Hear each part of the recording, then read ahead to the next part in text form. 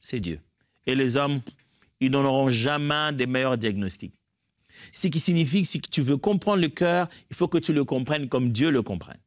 Comme Dieu le comprend. Parce que la personne même dont tu veux comprendre le cœur n'est pas aussi bonne elle-même à comprendre son propre cœur. Il n'y a que le Créateur qui sait ce qui se passe à l'intérieur de l'être humain. Deuxièmement, demande à Dieu les discernements pour comprendre les motivations. Quelqu'un a fait une chose, pourquoi il l'a fait? Si tu veux savoir le pourquoi derrière les actions des gens, franchement, il faut demander à Dieu. Quand je viens de le dire tout à l'heure, tu peux demander à la personne et il te donne une réponse genre « Mais moi-même, je ne sais même pas pourquoi j'ai fait ça. Moi-même, je ne sais même pas pourquoi. » Mais il doit avoir un pourquoi quelque part. Dieu, si tu veux connaître ce qui se passe dans le cœur des autres, ça ne doit jamais être avec le but de les manipuler ou de donner l'impression d'être ce grand policier spécial en matière de découverte de choses cachées. Non, ça doit être avec un souci de compassion. C'est pourquoi tu dois aller vers Dieu. C'est avec un cœur compatissant que tu dois vouloir discerner ce qui se passe dans le cœur des autres. Alors, demande à Dieu les discernements pour comprendre les motivations qu'il y a dans les cœurs des gens. 1 Corinthiens 2, versets 11 à 12. Qui peut savoir ce qui se passe dans un homme? Ce qu'il pense en son fort intérieur? Personne, si ce n'est l'esprit de cet homme. De même, nul ne peut connaître ce qui est en Dieu, ses pensées, ses desseins, si ce n'est l'Esprit de Dieu. Or, nous avons reçu non l'Esprit du monde, mais l'Esprit même qui vient de Dieu, afin de pouvoir comprendre ce que Dieu, par amour, a fait pour nous et de pouvoir apprécier les dons qu'il nous a offerts dans sa grâce. Paul explique, il dit, le but de Paul, c'est d'expliquer que le fait que Dieu nous ait donné son esprit, nous pouvons donc comprendre ce que Dieu veut, la volonté de Dieu ou les pensées de Dieu. Et pour ça, il place une forme d'analogie. Il dit, de même un être humain, qui est-ce qui connaît vraiment ce qui se passe dans l'homme si ce n'est pas l'homme lui-même ou simplement si ce n'est pas l'esprit de l'homme? Il dit, il en est de même aussi, ce qui se passe en Dieu est connu par l'esprit de Dieu. Et nous, Dieu nous a donné son esprit qui nous rend capables de comprendre ce qui se passe à l'intérieur de lui, à l'intérieur de Dieu. Bien-aimé, par le Saint-Esprit de l'Éternel, tu peux savoir ce que Dieu pense. Par l'Esprit de Dieu, tu peux savoir quelle est la volonté de Dieu. Je ne parle pas de savoir les pensées instantanées de Dieu. Je veux dire que Dieu peut te révéler son cœur à travers son esprit. Nous sommes animés du même esprit, l'Esprit de Dieu. Et nous pouvons savoir ce qu'il y a dans le cœur de Dieu. Et le Dieu qui connaît l'homme nous montrera mieux ce qu'il y a dans le cœur de l'homme. Parce que jusqu'ici, il n'y a que cet homme-là qui connaît ce qui se passe dans son propre cœur. Si tu veux savoir discerner ce qui se passe dans le cœur de gens, tu dois t'y approcher avec un esprit compatissant. Tu ne dois pas y aller dans un but de maîtriser comment fonctionne l'humain pour le manipuler. Tu dois aller en te disant que tu dois t'identifier à leur douleur pour leur apporter la solution. C'est comme ça que Jésus nous a sauvés en venant sur la terre. Troisièmement, utiliser la parole de Dieu pour sonder les cœurs. Il n'y a qu'un seul instrument fiable qui connaisse très bien les délimitations qui existent entre les motivations, les intentions, le cœur, l'âme, les tendances, les préférences. Parce que de fois, l'homme tente de se mentir à lui-même. Oh, je ne sais pas si vous avez déjà vu ça, mais moi, j'ai déjà vu. J'ai déjà vu de gens qui ont inventé un mensonge et qui se sont convaincus de leur mensonge et ils ont parlé aux gens avec ardeur et conviction et ils ont convaincu les autres de ce mensonge-là et ils défendent ce mensonge publiquement. Il en fait même couler les larmes au point que même lui, son métabolisme, son système fonctionnel de son corps a cru à ce mensonge. Il sait que c'est faux, mais il réussit à faire pleurer son corps sur un mensonge. Oh, l'homme est dangereux. L'être humain peut être super dangereux. Et des fois, même les juges les plus aguerris n'arrivent pas à savoir à qui donner raison. Les deux sont en train de pleurer. Celui-ci dit non, c'est vrai, l'autre dit c'est faux. Pour la même chose, chacun mène des arguments, des preuves, des vidéos. Et celui-ci dit vrai et l'autre dit faux pour la même cause. Et on se demande qui a raison. Et chacun parle avec tellement de fougue et de patience, disant que c'est lui qui dit la vérité. Heureusement, il existe un instrument qui, lorsqu'il entre dans le cœur, il va trouver très bien la zone de démarcation, la ligne précise qui sépare jointure et moelle, qui sépare même âme et esprit. L'instrument de sondage efficace du cœur de l'homme restera toujours la parole de Dieu. L'homme aura beau parler, lorsqu'il est en face de la vérité, vous verrez que le plus criant, le plus intellectuel, le plus savant des hommes finit par fléchir ses genoux. Combien on n'en cite pas des grands savants qui étaient réputés athées et à quelque temps avant l'heure de leur mort, c'est tourner complètement à l'évangile et dire non, Dieu avait raison. La parole de Dieu avait raison. Écoutez ce que Hébreux chapitre 4 verset 12 dit. Car la parole de Dieu est pleine de vie et de puissance. Elle reste toujours en vigueur. Elle est plus incisive qu'aucune épée à double tranchante. Elle pénètre jusqu'aux profondeurs de l'être, articulation et moelle de notre vie intérieure, jusqu'à la ligne de séparation entre la vie de l'âme et celle de l'esprit. Elle discerne et révèle les sentiments et les penchants du cœur. Elle juge les pensées et les intentions les plus secrètes.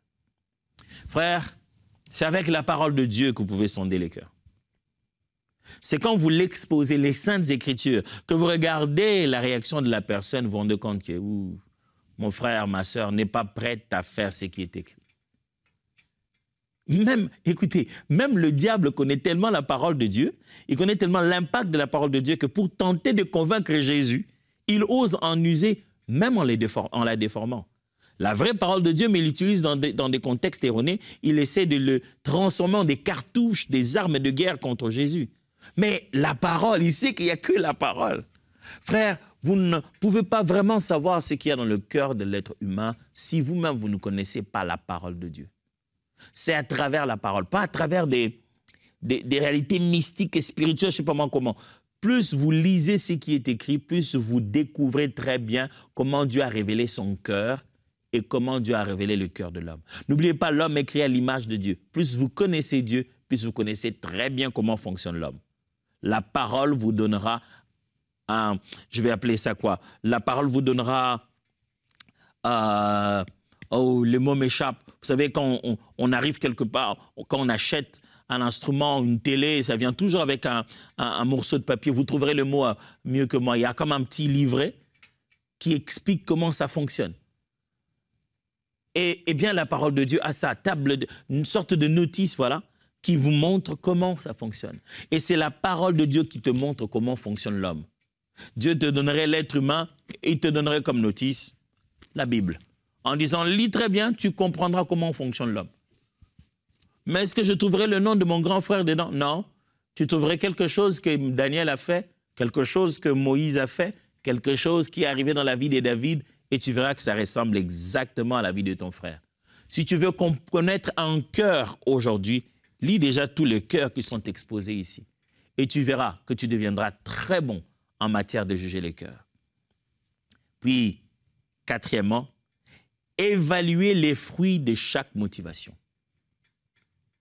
Deux fois, c'est à travers les actions, les résultats que vous saurez qu'est-ce qu'a été l'intention à la base. C'est deux fois à travers les résultats, les fruits que les gens portent dans leur comportement, dans leur relation avec les êtres humains, que vous vous rendez compte de qu'est-ce qu'il y avait dans son cœur avant. Ça, c'est une belle méthode que Jésus nous a donnée. Matthieu chapitre 7, versets 15 à 16. Matthieu chapitre 7, versets 15 à 16. Attention, méfiez-vous de ceux qui prétendent faussement parler au nom de Dieu. Lorsqu'ils vous abordent, ils se font doux comme des agneaux. Mais en réalité, ce sont des loups féroces en quête de proie. Comment les reconnaître? Au résultat de leurs actes. Est-ce que vous allez cueillir un raisin au buisson d'épines ou récolter des figues sur des ronces? au résultat de leurs actes. Jésus prévient et dit, écoutez, on est comme dans une bergerie ici, il y a au milieu du troupeau des loups féroces qui sont venus bouffer les troupeaux, des gens qui mentent vis-à-vis de leurs intentions. Leurs intentions, au fond, ce n'est pas vous aider à évoluer, mais c'est de vous utiliser. Ils sont là pour utiliser la parole de Dieu, les choses de la Bible, mais pour prendre de l'argent dans vos poches, pour vous faire souffrir, vous exploiter. Comment le reconnaître? Il dit, les résultats de leurs actes, leurs fruits. Ils ont conçu quelque chose. Voyez, à la fin, le fruit a été quoi? Le résultat était quoi? Frères et sœurs, ne nous voilons pas la face de foi. Allons jusqu'au résultat. Les résultats étaient quoi? On parlait tout ça, on disait tout ça pour quoi? On en est arrivé où? Le résultat. Si vous ne regardez pas le résultat, vous vous laissez être distrait par toute la poudre qu'on met au visage comme un magicien d'Oz, qui essaie de vous distraire sur des détails inutiles, et vous ne vous posez pas la question fondamentale. C'est quoi? Ça a servi à quoi? En fin de compte, qui a été glorifié? Vers qui tout ceci rentre? Qu'est-ce qu'on essaie de bâtir ici? Quels sont les résultats? Quelle est la qualité de la vie de l'individu? Quels sont les résultats? Vers où la flèche ramène à qui? C'est quand vous voyez les résultats de la vie des personnes que vous commencez à comprendre très bien les intentions. C'est vrai qu'on aimerait de comprendre les intentions avant d'arriver au résultat parce que ça sera déjà trop tard. Les choses auront déjà été consommées. Cinquièmement, observez la persévérance dans les épreuves. Une chose est importante lorsqu'on veut comprendre le cœur de l'homme et discerner ce qui s'y passe.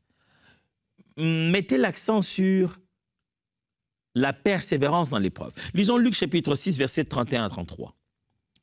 Faites pour les autres ce qui vous seriez heureux qu'ils fassent pour vous. Si vous aimez seulement vos amis qui vous aiment en retour, pensez-vous avoir droit à une reconnaissance particulière? Le non-chrétien aussi aime leurs amis. Et si vous faites seulement du bien à ceux qui vous en font, pourquoi vous attendriez-vous à être félicités? Ceux qui ne sont pas chrétiens agissent suivant les mêmes principes. Jésus-Christ leur explique ceci. Il dit, faites du bien aux gens qui, ne vous aiment pas. Même les gens qui vous haïssent, soyez heureux de leur faire du bien en retour.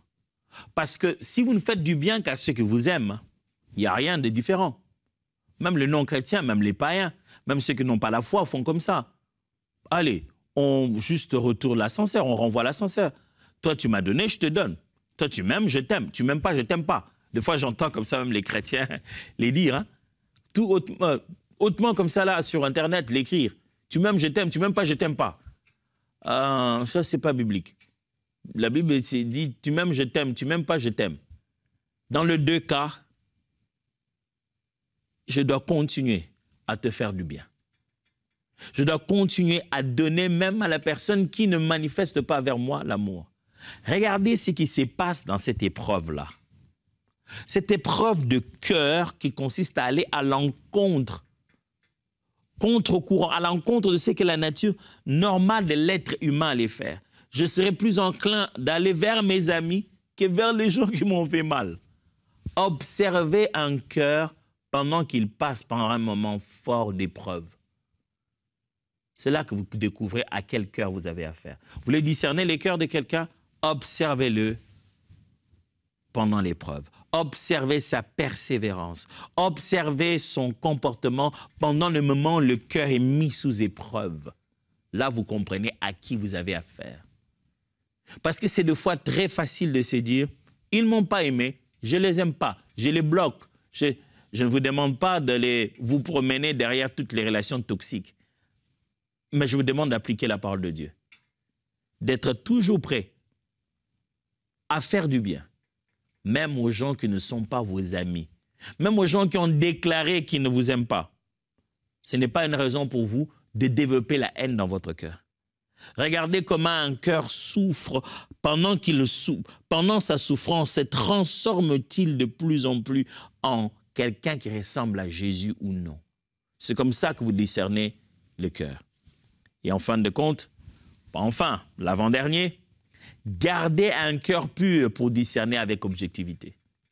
Vous voulez bien connaître et discerner le cœur des autres, le cœur des frères et sœurs, qu'est-ce qui se passe dans leur vie?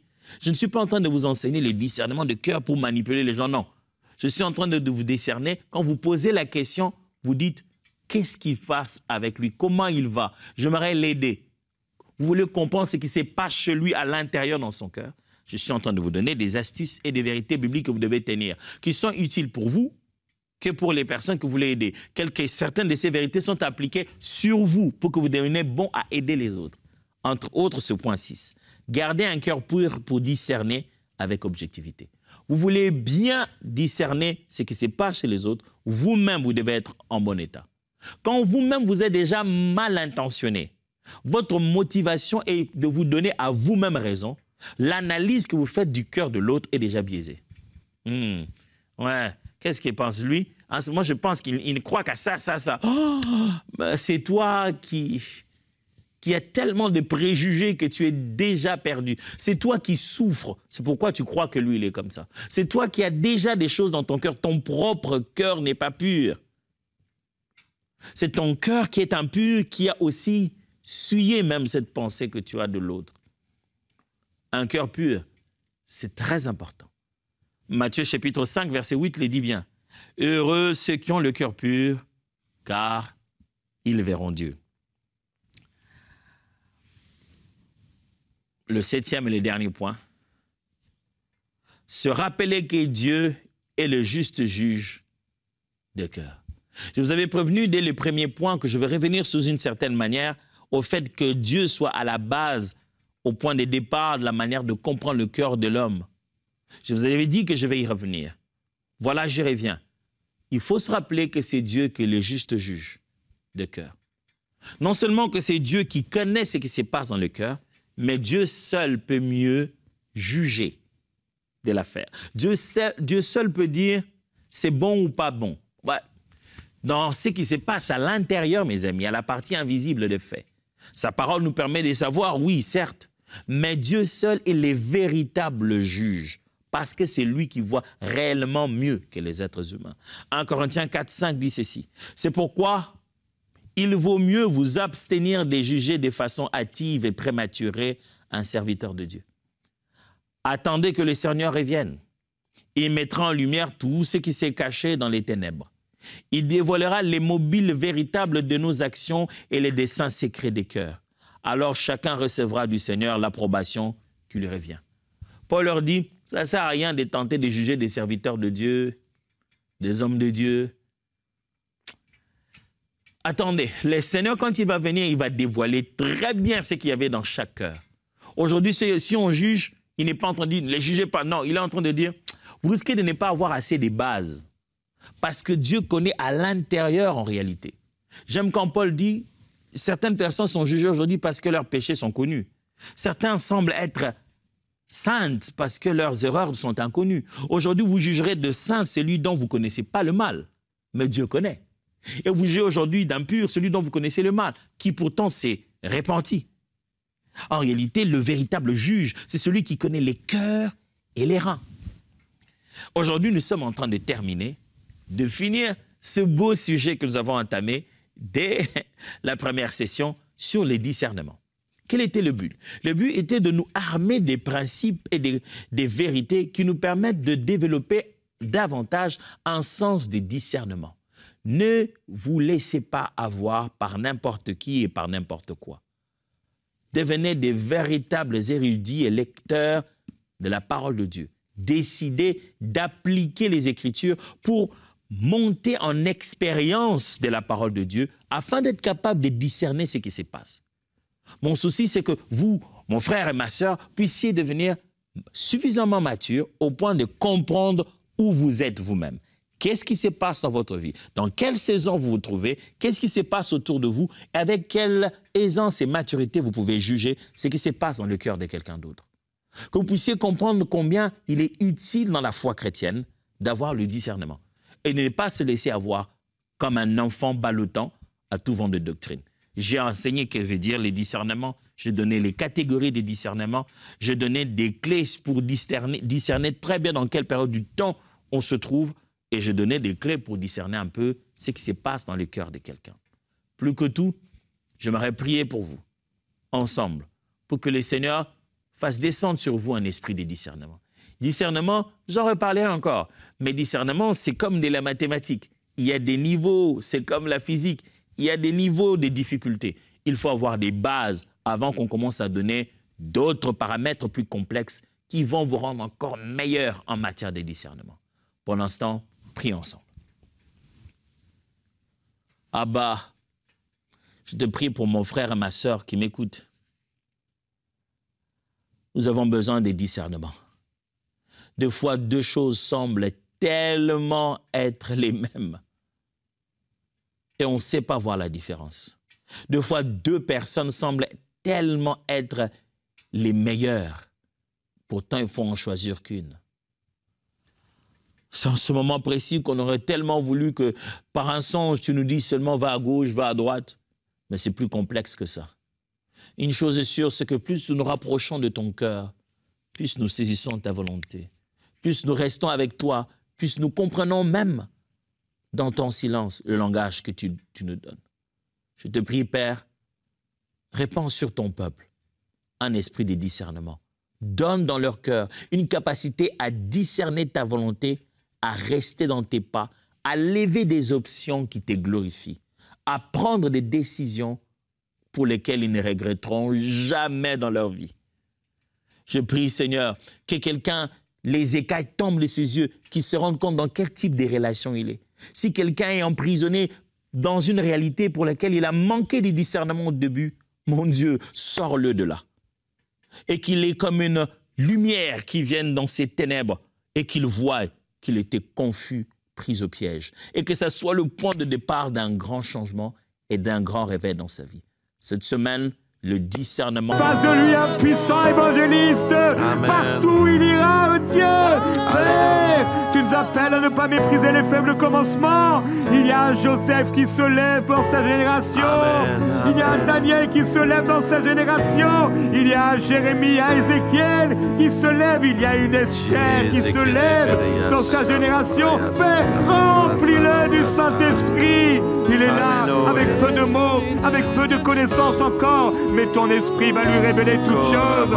Ton esprit va lui apprendre que ce qu'un pasteur ne pourra lui apprendre, ce qu'aucune personne ne pourra lui apprendre. La révélation de l'esprit donné dans son cœur amènera l'expérience, amènera des actes concrets, amènera la gloire, le miraculeux, le surnaturel à se manifester, oh Dieu.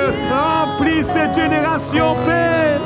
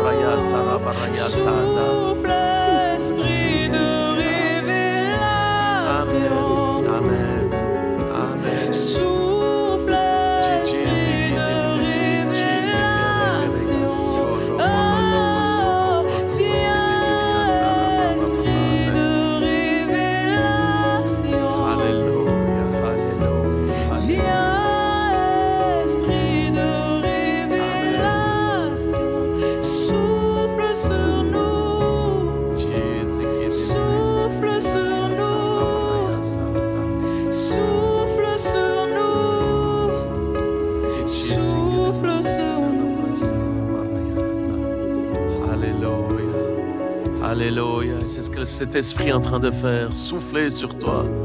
La gloire de Dieu est en train de venir. Et comme on vient de le prier, je pense que c'est vraiment le message actuel. C'est Ésaïe 60. Il a écrit au verset 1, « Lève-toi, sois éclairé, car ta lumière arrive. » J'aimerais t'encourager à te lever et à être éclairé parce que la lumière arrive. N'attends pas que la lumière soit là. La lumière arrive. Et avant qu'elle soit là, lève-toi.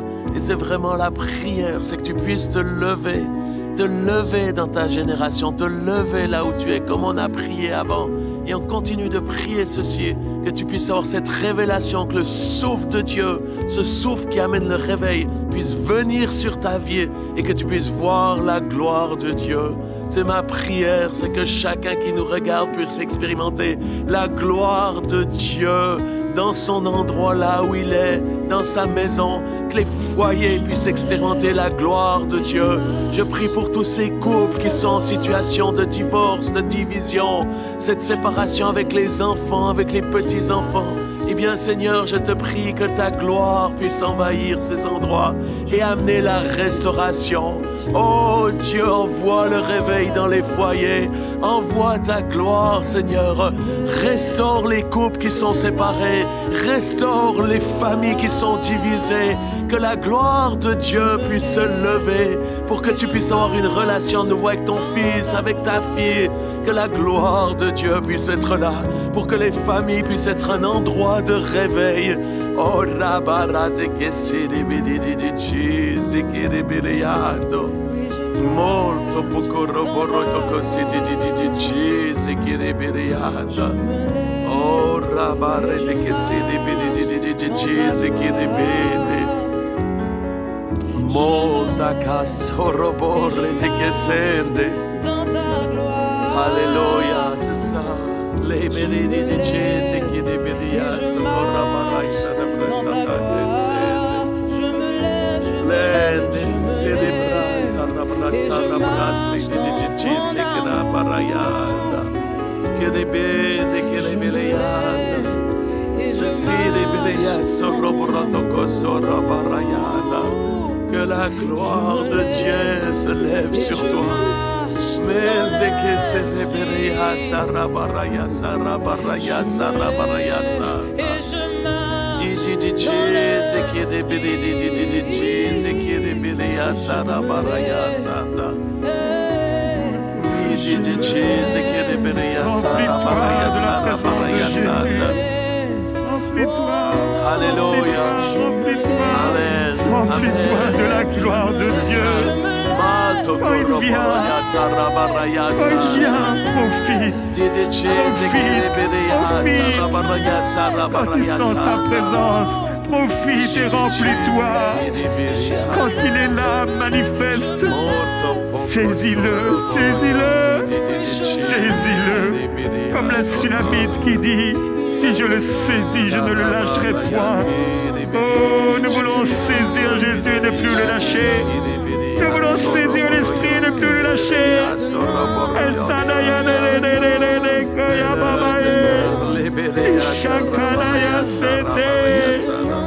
Oh, Sanaba, y avoir de l'huile dans nos lampes. De l'huile dans nos lampes, de l'huile dans nos lampes. L'amour pour Dieu, la passion pour Dieu, la ferveur pour Dieu. Peu importe ce que pensent les autres. Peu importe ce que pensent les hommes. Père, je veux t'adorer, t'adorer, t'adorer, t'adorer. Mourir en toi pour revivre avec toi. Et les Osana, Raibrepana, et Kresetaya. Oh non, tu n'es pas ce qu'on a dit de toi, Seigneur. Tu n'es pas ce qu'on a dit de toi, Seigneur. Oui, tu es un feu. Alléluia, le créateur de toutes choses. Tu es la gloire de Dieu sur la terre et dans les cieux. Tu es le Seigneur des seigneurs, le roi de toute la terre, le créateur de l'univers. Et c'est quand on va te voir, notre corps va être transformé. Oh là la poussière, le corps de chair pulvérisé, pour laisser place à un corps glorifié, un corps glorieux. Quand on va te voir, Seigneur, tu vas venir nous immerger, nous transformer par un seul regard de toi. Nous serons transformés. Oh Jésus-Christ, nous voulons en amener beaucoup avec nous dans ta gloire, par ta grâce. Oh Kaya Sena Kalaba Ibekaya.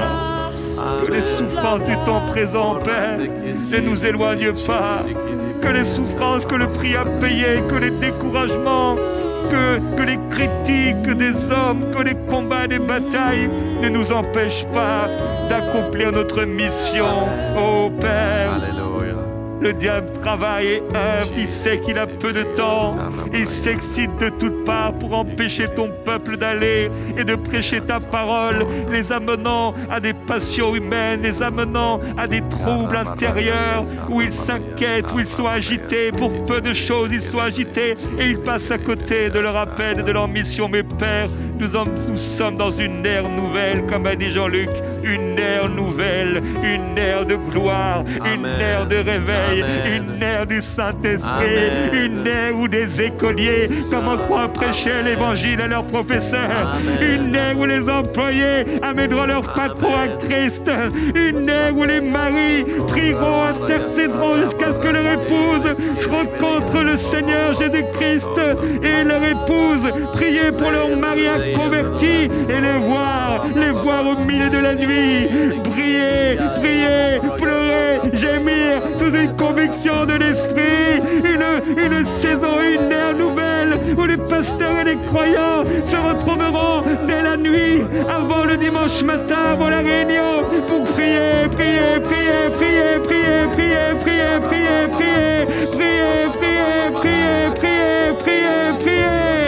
intercéder jusqu'à ce que le feu tombe et que tous ceux qui seront attirés, ils seront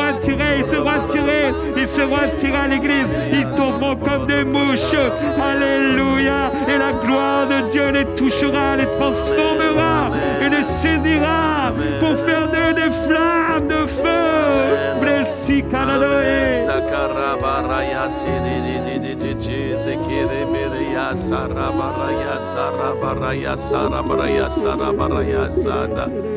Thank you. Merci Seigneur. Alléluia, alléluia, alléluia, alléluia, alléluia.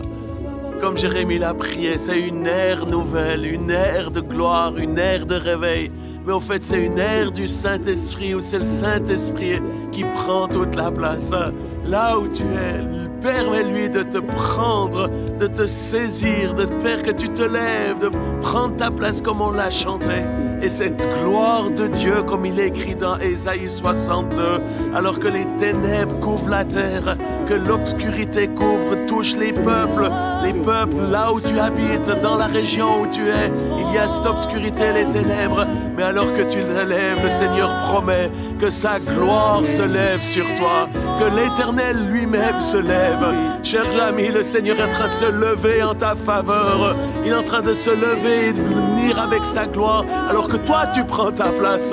La gloire de Dieu, elle est en train de venir, elle est en train de venir dans ton foyer, elle est en train de venir dans ta maison, dans le nom de Jésus. Je commande à tout esprit de maladie, à tout esprit d'infirmité, de quitter ton corps, de quitter ta vie, que tu puisses être libéré des puissances des ténèbres pour te lever et manifester la gloire de Dieu. La gloire de Dieu, alors que tu as dit je me lève, elle est en train de se lever sur toi, alors que tu es en train de te mettre en mouvement. C'est Dieu lui-même qui est en train d'envahir ta maison, d'envahir ton cœur de cette gloire extraordinaire. Reçois la gloire de Dieu maintenant, que la gloire envahisse ta maison, la présence de Dieu, que l'esprit de sainteté puisse te saisir pour vivre une vie de sainteté. Sans la sanctification, il est impossible de voir Dieu. Eh bien, l'esprit de Dieu est en train de venir, de se lever dans ta vie pour te rendre libre de toute addiction, de toute puissance des ténèbres. Dans le nom de Jésus, je sens une onction tellement forte dans cet instant. C'est cette puissance que je libère sur ta vie. afin que tu puisses être libre. Là où est l'Esprit de Dieu, là est la liberté. Que l'Esprit de Dieu puisse t'envahir, que l'Esprit de Dieu puisse faire briser les chaînes qui t'ont tenu prisonnier jusqu'à maintenant, et que tu puisses te lever en Jésus-Christ et manifester sa gloire. Morto poroboroto koserebereyaso roboroyande rebereyanda. Vois la tête de quelqu'un comme si sa tête, son crâne, comme s'il y avait un cendrier qui était là, pas posé, mais comme si le cendrier faisait partie de son crâne, et comme si on avait fumé des cigarettes et le cendrier s'est rempli, mais c'est comme si c'était dans l'âme de quelqu'un, et le Seigneur vient maintenant purifier avec son feu ton âme et enlever, ôter ces cendres et enlever, ôter ce cendrier. On a fumé, on a laissé comme des cendres dans ton âme. Oh, t'as utilisé, je sais pas ce qu'on t'a fait, mais le Seigneur vient maintenant te mener le feu, le feu, le feu, amener le feu, amener le feu, amener le feu, et la délivrance dans ton âme, la délivrance dans ton âme, la délivrance dans ton âme. Oh, plaisir, ici, Tchitchini, Shikayana.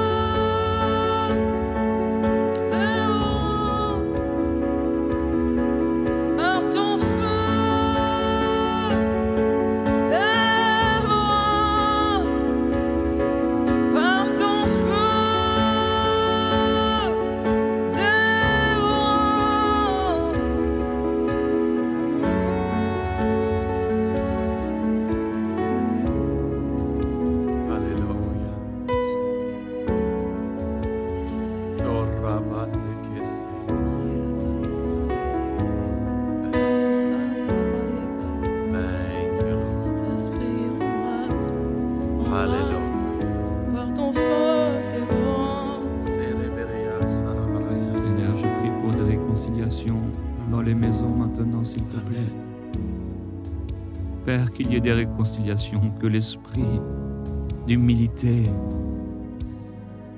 remporte, soit l'esprit de haine et de colère là où il y a eu de l'animosité, là où il y a eu des jalousies, là où il y a eu des partis pris, là où il y a eu l'ivrognerie, là où il y a eu les orgies, là où il y a eu toutes ces œuvres de la chair, les sectes, toutes ces choses, Seigneur.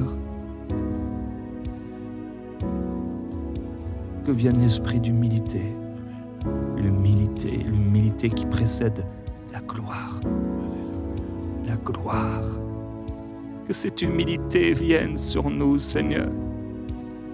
À ceux qui sont humbles de cœur, tu te manifestes, tu te révèles.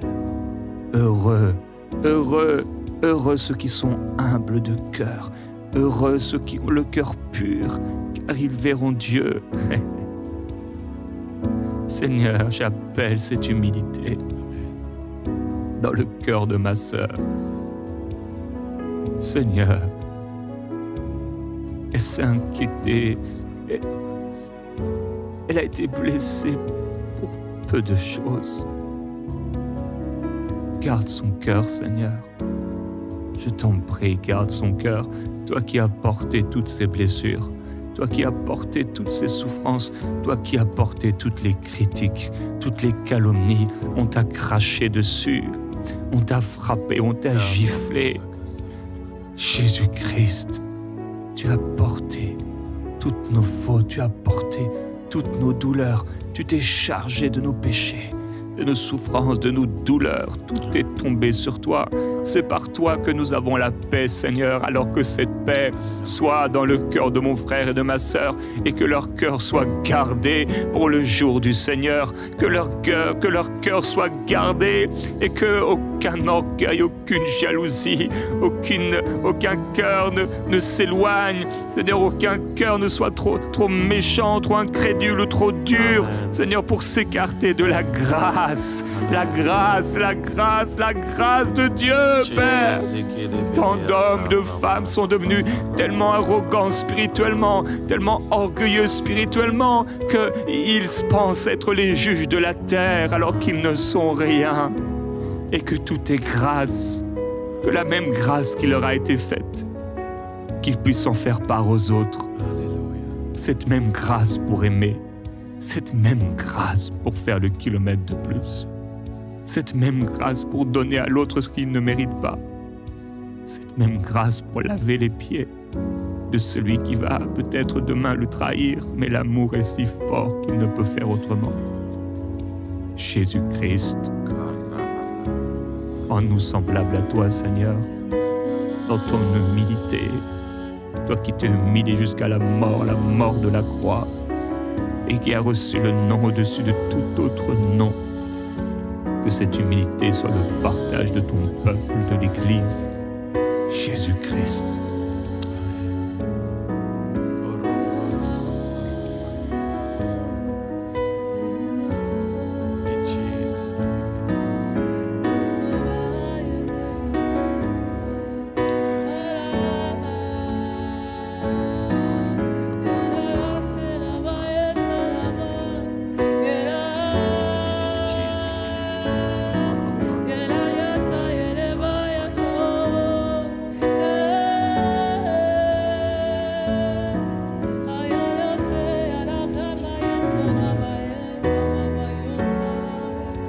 Jean-Luc, je sais que tu portes une onction de guérison.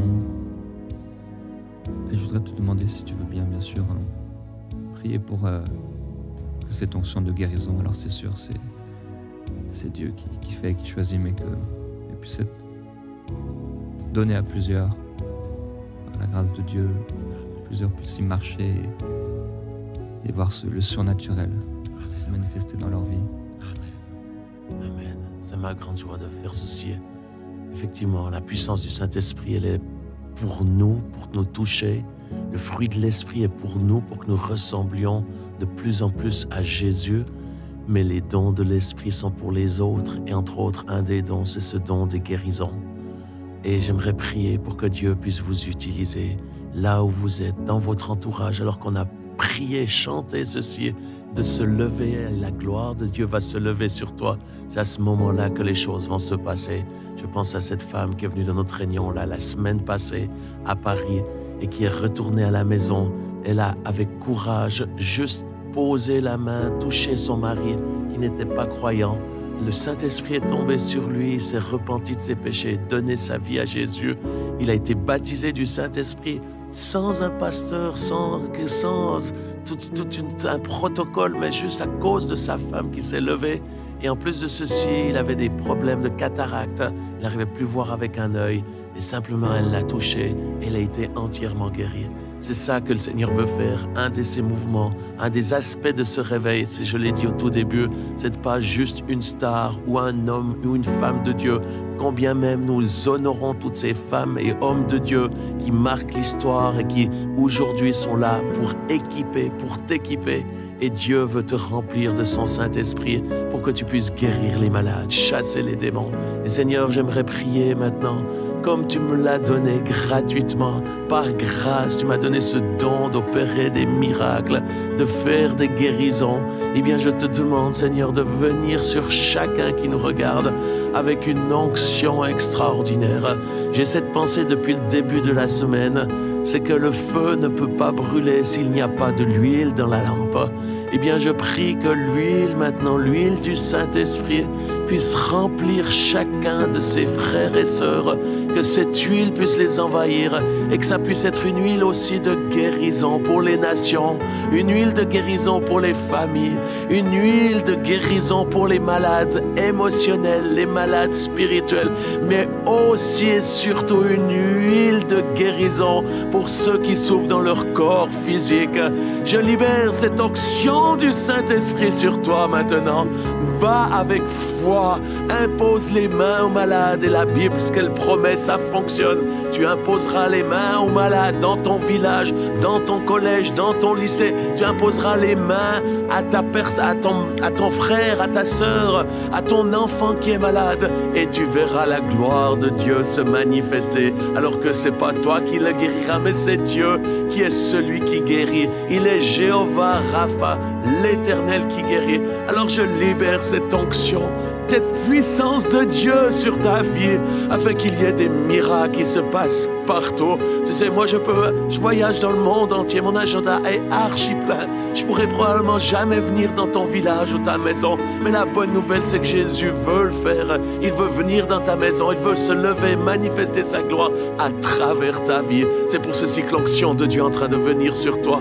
Par le Saint-Esprit maintenant, je libère ce don de faire des miracles, mais aussi le don des guérisons au nom de Jésus-Christ. Et si en même temps tu es malade maintenant, je commande à tout esprit de maladie de quitter ton corps et je libère cette onction de vie et de guérison pour que ton cœur soit guéri, ton âme puisse être restaurée, mais aussi tes organes puissent être touchés maintenant. Je commande à tout problème d'estomac d'être guéri, les problèmes d'intestin d'être touchés par la puissance du Saint-Esprit au nom de Jésus. Système nerveux, système cardiaque, système respiratoire, au nom de Jésus-Christ, sois guéri par la puissance du Saint-Esprit maintenant. Je commande à tout problème de cérébral d'être restauré. Oh, je vois plusieurs paroles de connaissance, le temps manque, mais les dons de connaissance, c'est un don extraordinaire que je libère également sur vous, qui est un don du Saint-Esprit. Alors soyez guéris en cet instant. Quelqu'un est en train d'être guéri d'un problème du cerveau dans le nom de Jésus. Vous avez eu un accident et vous avez comme des crises épileptiques. Le Seigneur est en train de te guérir en cet instant au nom de Jésus. Quelqu'un est né avec un rein en moins. Il vous manque un rein. J'aimerais te dire, on est dans une nouvelle ère, une ère de réveil, de la gloire de Dieu, où le Dieu créateur va se manifester en recréant des organes manquants. Maintenant, la puissance de Dieu est en train de venir sur ta vie pour te donner un air, un rein nouveau par la puissance du Saint-Esprit au nom de Jésus. En fait, il y a quelqu'un d'autre qui a un problème avec un nerf qui a été comme sectionné et qui t'empêche là au niveau de la mobilité. Maintenant, par la puissance du Saint-Esprit, Dieu est en train de te redonner un nouveau nerf. Au nom de Jésus, reçois cette onction pour faire les miracles. Au nom de Jésus-Christ. Alléluia. Tu peux continuer, je vais encore 2-3 minutes s'il y a d'autres paroles. Alléluia. Il y a quelqu'un, tu es perfusé, je vois les gouttes qui coulent là, une à une, et le Seigneur te guérit. C'est une parole de foi maintenant pour toi. Le Seigneur te libère et te guérit. Sors de ce lit au nom de Jésus-Christ et que la puissance de Dieu te touche et que plus jamais tu n'aies besoin à nouveau d'être perfusé par la grâce et la puissance du Seigneur.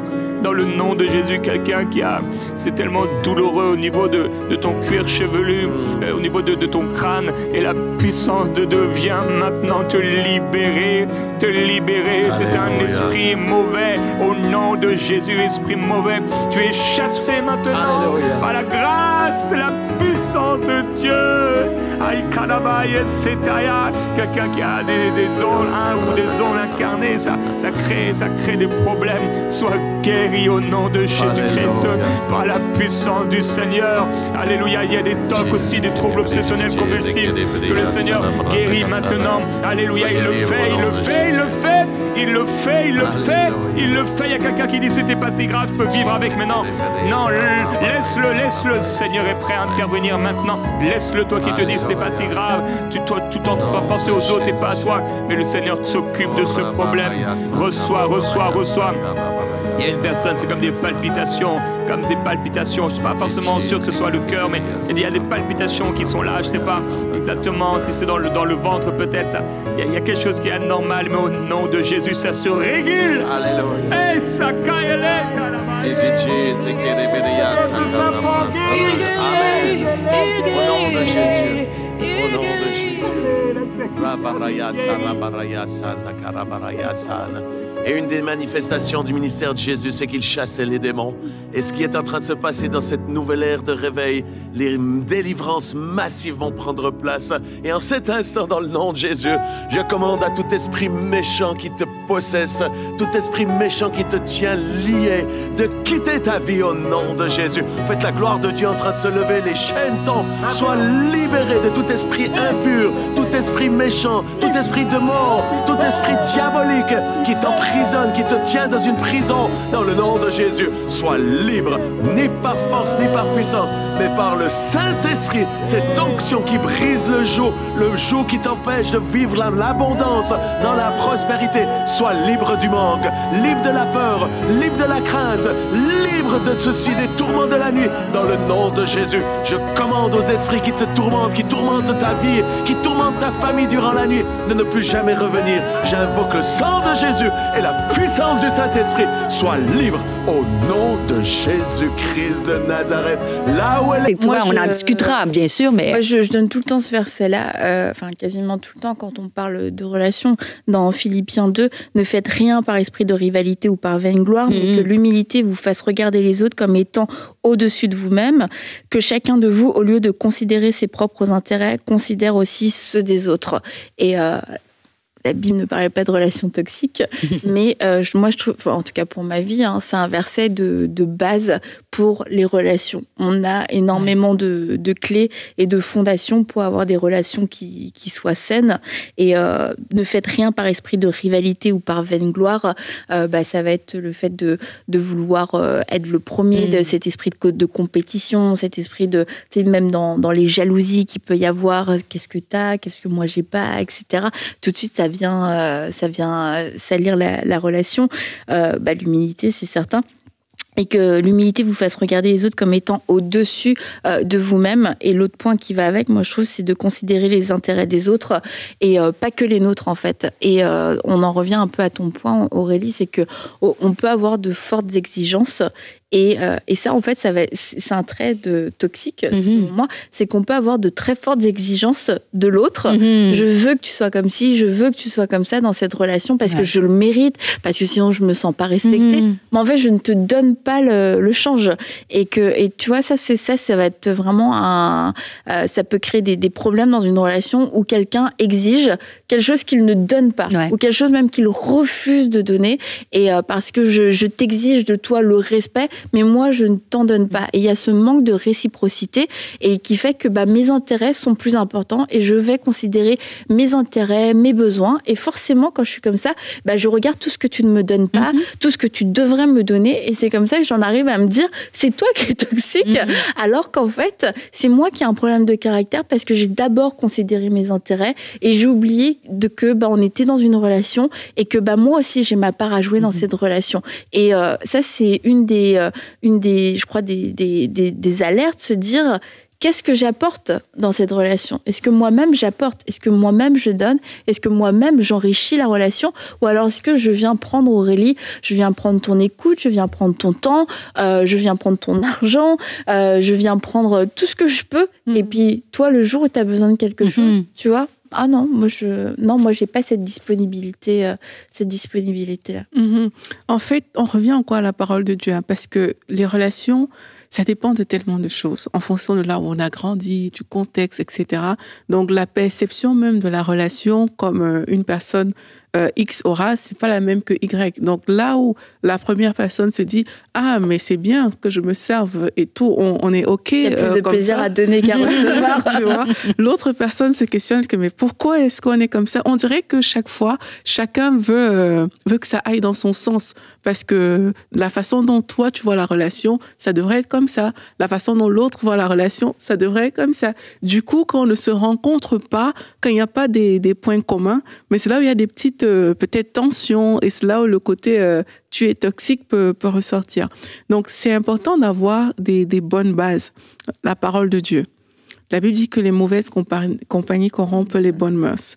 Et quand on reconnaît que la personne qui est en face de nous est une bonne personne, ça veut dire que c'est pas que la personne a des mauvaises intentions, on reconnaît que c'est une bonne personne.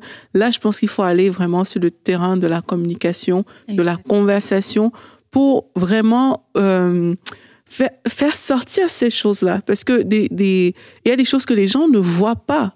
Parce que, comme je dis, leur définition de la relation n'est pas la même que toi.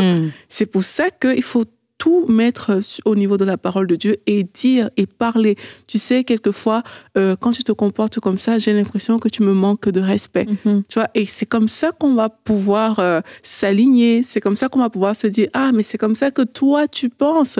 Moi, voici plutôt ce que je me dis. Parce que par rapport à là où j'ai grandi, peut-être c'est comme ça que ça se passe.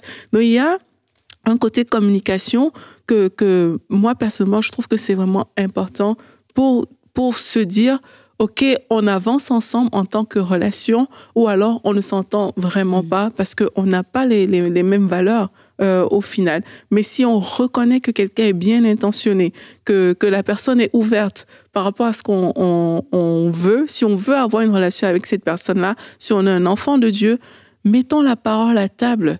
Examinons et disons-nous les vraies choses, entre guillemets.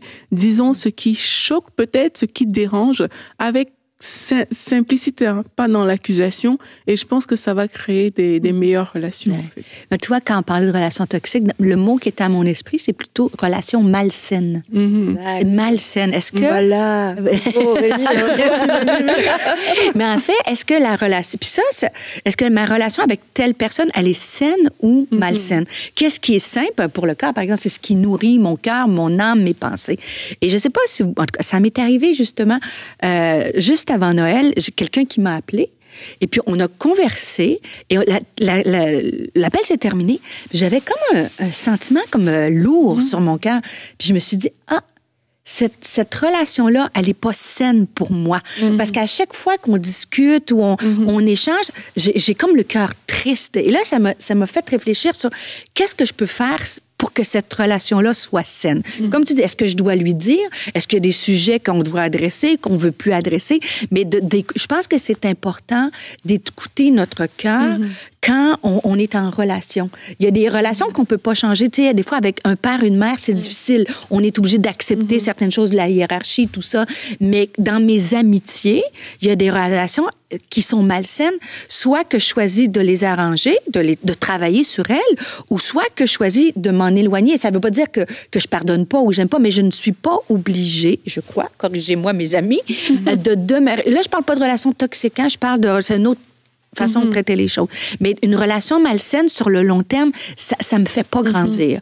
Donc, si je l'accepte tout au long de ma vie, j'accepte de me tirer vers le bas. Et moi, je pense que c'est là, comme tu as dit, Aurélie, qu'il faut se parler ou de dire soit qu'on la détourne un peu puis qu'on y met fin en étant amis encore, ou soit qu'on s'en parle parce qu'on veut vraiment avoir une relation qui est saine. Mais je trouve que quand on laisse perdurer dans le temps, ça devient vraiment malsain. C'est vrai. Et surtout aussi que, en fait, parfois, comme tu as dit, on n'a pas le choix. Oui. Parfois, c'est des gens qui, en autorité. qui t'entourent. Oui. Tout simplement, que tu vis avec. Ça peut être des frères, des sœurs, je sais pas. Parfois, on n'a pas le choix. Et là où je trouve très bien aussi, l'une des choses que tu as apportées, c'est vérifier quel est l'état de mon cœur. Si, moi, je sais que moi, personnellement, c'est une jauge pour moi. Parce que si quelqu'un m'a fait quelque chose qui me dérange, par exemple, je sais déjà qu'il y a des pensées qui vont venir et moi, je suis contre ça. Je suis contre ça. Non, mais c'est vrai.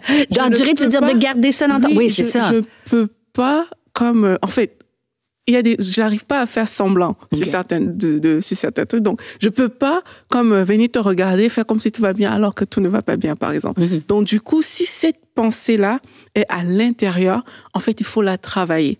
Et très souvent, quand on a une situation, une relation tendue avec une personne, quand on va évoquer peut-être ce nom, dans le cœur, il y a quelque chose qui va se passer. Et il faut choisir de ne pas ignorer, comme tu dis, Stéphanie, Absolument. Qu'est-ce qu'il y a à l'intérieur de mon cœur? Quelquefois, c'est même pas la personne. Quelquefois, c'est toi. Oui. Parce que moi, le Seigneur m'a déjà montré des cas comme ça où il y a quelque chose, mais en fait, ça vient de toi. Ça vient du fait peut-être que la personne t'a dit juste non. Tu vois, et ça a créé quelque chose.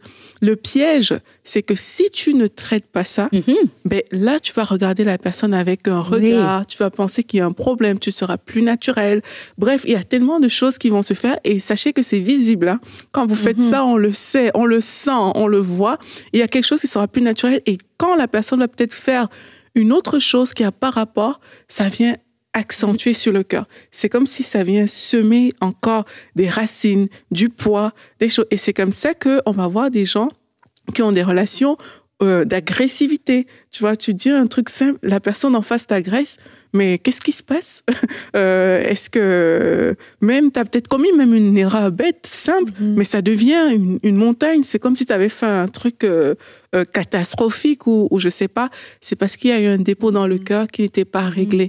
Et il faut prendre le temps de régler ça. On voit que plusieurs fois, il y a des histoires dans la Bible où le regard de la personne a changé parce qu'il y a eu une contrariété, une offense plus ou moins grave, ou Saül avec David, à un moment donné, bam, ça a basculé. Son regard a changé. D'un seul coup, David, qui était son meilleur élément, est devenu son ennemi. Abraham, pas Abraham, mais Sarah et Agar. Pareil, Sarah a vu une scène avec les enfants. Non, elle s'en va. D'un seul coup, son regard a changé sur Agar et c'est comme, il faut qu'elle s'en aille, cette fille. C'est pareil Laban et Jacob. Laban et Jacob, c'est, comment Laban qui a commencé à être encore, il était déjà pas super, mais en tout cas, son regard a changé. Judas, avec Jésus, le moment où le parfum a été versé, c'est comme là, dans son cœur, il s'est passé quelque chose et il a été trouvé, les gens pour dire, OK, moi, je vais vous le livrer. Et il y a des éléments comme ça dans notre cœur ou dans le cœur des autres personnes en face de nous qui sont des éléments déclencheurs où on se dit, mais attends, il y a un truc qui a changé. Et si c'est moi qui ai changé, comme tu le dis, Aurélie, c'est important de mettre son cœur devant Dieu parce qu'on voit que toutes ces personnes, ça leur a fait faire des actions qui étaient cruelles, des actions méchantes, injustes, etc., qui n'ont pas plu à Dieu. Et pourtant, ça ne veut pas dire que c'était illégitime ce qu'ils ressentaient, mais la manière dont ils ont laissé cette émotion les dominer, ça les a poussés à la jalousie, ça les a poussés à la haine, ça les a poussés à la vengeance,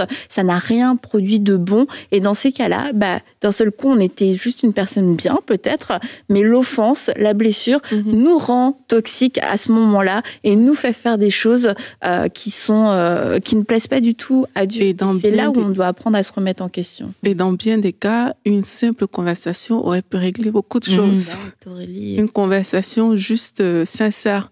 Mais des fois, ça prend du courage. Tu sais, ça dépend de la personnalité. Non, mais ça dépend de notre personnalité. Moi, je déteste la confrontation.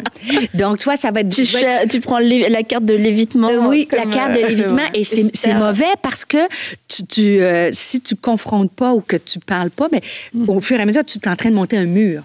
Un mur contre cette personne-là. Et là, c'est toi qui est, tu sais, tu peux avoir tort d'avoir raison. Tu sais, la personne, elle t'a blessé, ou tu es en désaccord, mais si tu parles pas, finalement, c'est ton sentiment qui se nourrit, qui grandit, et c'est toi qui as un problème, là. Donc, c'est de se dire...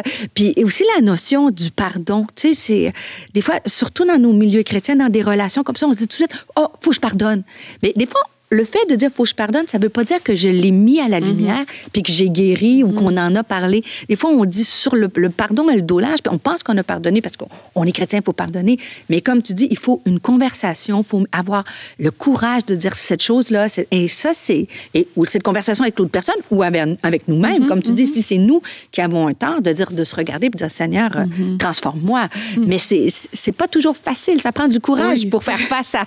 Mais face à des situations comme ça, tout le monde n'a pas les mêmes défis. Il y en a qui vont avoir le défi de se dire Seigneur, mais un frein à ma bouche parce que je vais trop parler. Puis il y en a d'autres qui vont dire Seigneur, donne-moi la force de parler. Mais ceci dit, on a beaucoup élevé la colère et le fait... mais c'est vrai, c'est pas bien, la Bible en parle. Hein. La colère, les paroles insensées, les paroles dures, etc. Comme étant le péché ultime de la communication, mais le silence... Absolument. Le silence est vraiment... et puis on a comme sanctifié le silence, comme si tu t'es... parce que même le sage... Ouais, c'est ça, même le sage parle pas à la sage. Même le fou passe pour sage. Tu dis, le silence, c'est super. Mais perso, j'ai plus été du côté du silence que du côté de la parlotte. Oui, surtout dans des moments de crise. Mais franchement, moi, j'ai le Seigneur, et encore maintenant, tu vois, le Saint-Esprit m'apprend à parler parce que le silence, c'est un refuge, c'est une protection et c'est une cachette, en fait. Mais tout comme pour celui qui va partir dans tous les sens, ça va lui faire du bien. Mais moi, le silence, ça me fait du bien parce que c'est ma zone de confort, mais ça règle pas des choses. Et moi, je l'ai vu dans ma propre vie, le silence a créé beaucoup plus de problèmes que si j'avais eu le courage de parler, le courage de dire des choses. Et tu vois, c'est ça que dans nos milieux chrétiens, je crois que le silence a quand même été un petit peu valorisé. Oui, du côté des sages. C'est sage de pas parler. Non, j'ai pas parlé juste parce que j'avais peur de parler. Tu sais, j'ai pas parlé parce que j'ai trouvé ça très sage et très profond et sanctifié. Non, franchement, c'est juste parce que c'est la peur qui t'empêche de parler, tout comme c'est le manque de maîtrise pour l'autre qui l'empêche de se taire. Oui, mais toi, le silence peut faire aussi mal qu'une parole dure. Oui. Tu sais, il y a des... Bon, moi, Pardon! Non, mais je suis plus âgée que vous, mais dans des relations proches, je n'irai pas dans le détail parce que c'est très personnel, mais dans des relations proches de moi, de mon enfance, j'aurais aimé mieux que la personne parle, le non-dit, l'absence, le silence, ça blesse. Parce que, tu sais, quelqu'un qui est dur avec toi, tu peux être... C'est grave ce que je veux dire, mais tu sais, quelqu'un, tu as une discussion, on a des mots, on s'échange et on peut se réconcilier. Mais quand tu es dans une relation de non-dit et de silence, en fait, tu souffres, mais tu peux pas mettre des mots sur les mots. Tu peux pas dire, ça m'a fait mal. Tu sais, si je t'ai dit quelque chose, Aurélie, je t'ai blessée, tu vas dire, on s'est blessé, on peut mettre des mots sur ce qu'on s'est fait mal. Mais dans des relations où c'est un manque d'amour, de te dire avec amour, d'être là, de t'encourager, c'est tout ça, le silence aussi. Et des fois, comme tu dis, Annabelle, le silence, ça paraît spirituel, mais ça fait mal. Il y a des relations, ça prend la grâce de Dieu de dire, on va se parler. Dans des couples aussi, il y a plein de couples. Pendant des années, mon mari et moi, on a fêté 38 ans de mariage. Mais tu vois, mais nous, on parle... Mais il y a des couples que tu vois, ils sont dans le silence depuis des années, puis il y aurait des choses à se dire. Est-ce que c'est toxique? Est-ce que c'est malsain? C'est pas toxique, mais c'est peut-être malsain de ne pas se parler. Puis à quelque part, il y a des femmes qui se couchent le soir, mais j'aurais aimé que mon mari me parle. Dans les bonnes choses comme les mauvaises choses, de se dire les vraies choses. Tu vois. Donc, le silence, c'est pas toujours très spirituel. C'est pour ça aussi qu'il faut se connaître, hein, parce que autant il y a des personnes, comme tu disais, pour se soulager, tout doit sortir. L'autre, ça doit être calme. Dans une relation, justement, si on veut que ça tienne, en fait, il faut le savoir et il faut laisser des zones aussi aux personnes pour pouvoir s'exprimer, tu vois. Ça, t'as tout à fait raison. La casquette de Rachel Dufour. Il faut laisser des zones aux gens pour pouvoir parler, en fait. Oui. Et il y a des personnes qui ont vraiment besoin de 5 minutes pour sortir le truc, tu vois. Tout comme il y a des personnes aussi qui ont besoin de 10 minutes de calme avant de pouvoir s'exprimer.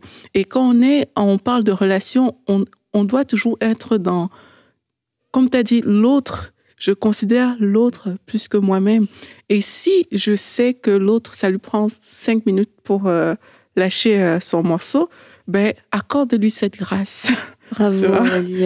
Et pareil, si tu sais que l'autre, ça va lui prendre du temps, aussi, donne la possibilité à cette personne-là, parce que c'est comme ça que et il n'y aura pas de déséquilibre, tu vois. Quand tu te retrouves dans des situations où, comme tu dis, le silence est toujours vu comme la piété absolue, ben là, c'est la personne qui a besoin de 5 minutes reste frustrée. Tu auras beau dire à la personne que, voilà, c'est un fruit de l'esprit, c'est la patience, c'est la douceur, etc. Cette personne sera frustrante, en fait. Donc, il faut pouvoir comme ouvrir des petites portes pour que les gens... entre guillemets, se défoulent, on va dire ça comme ça, ou alors que les gens prennent du temps pour pouvoir s'exprimer.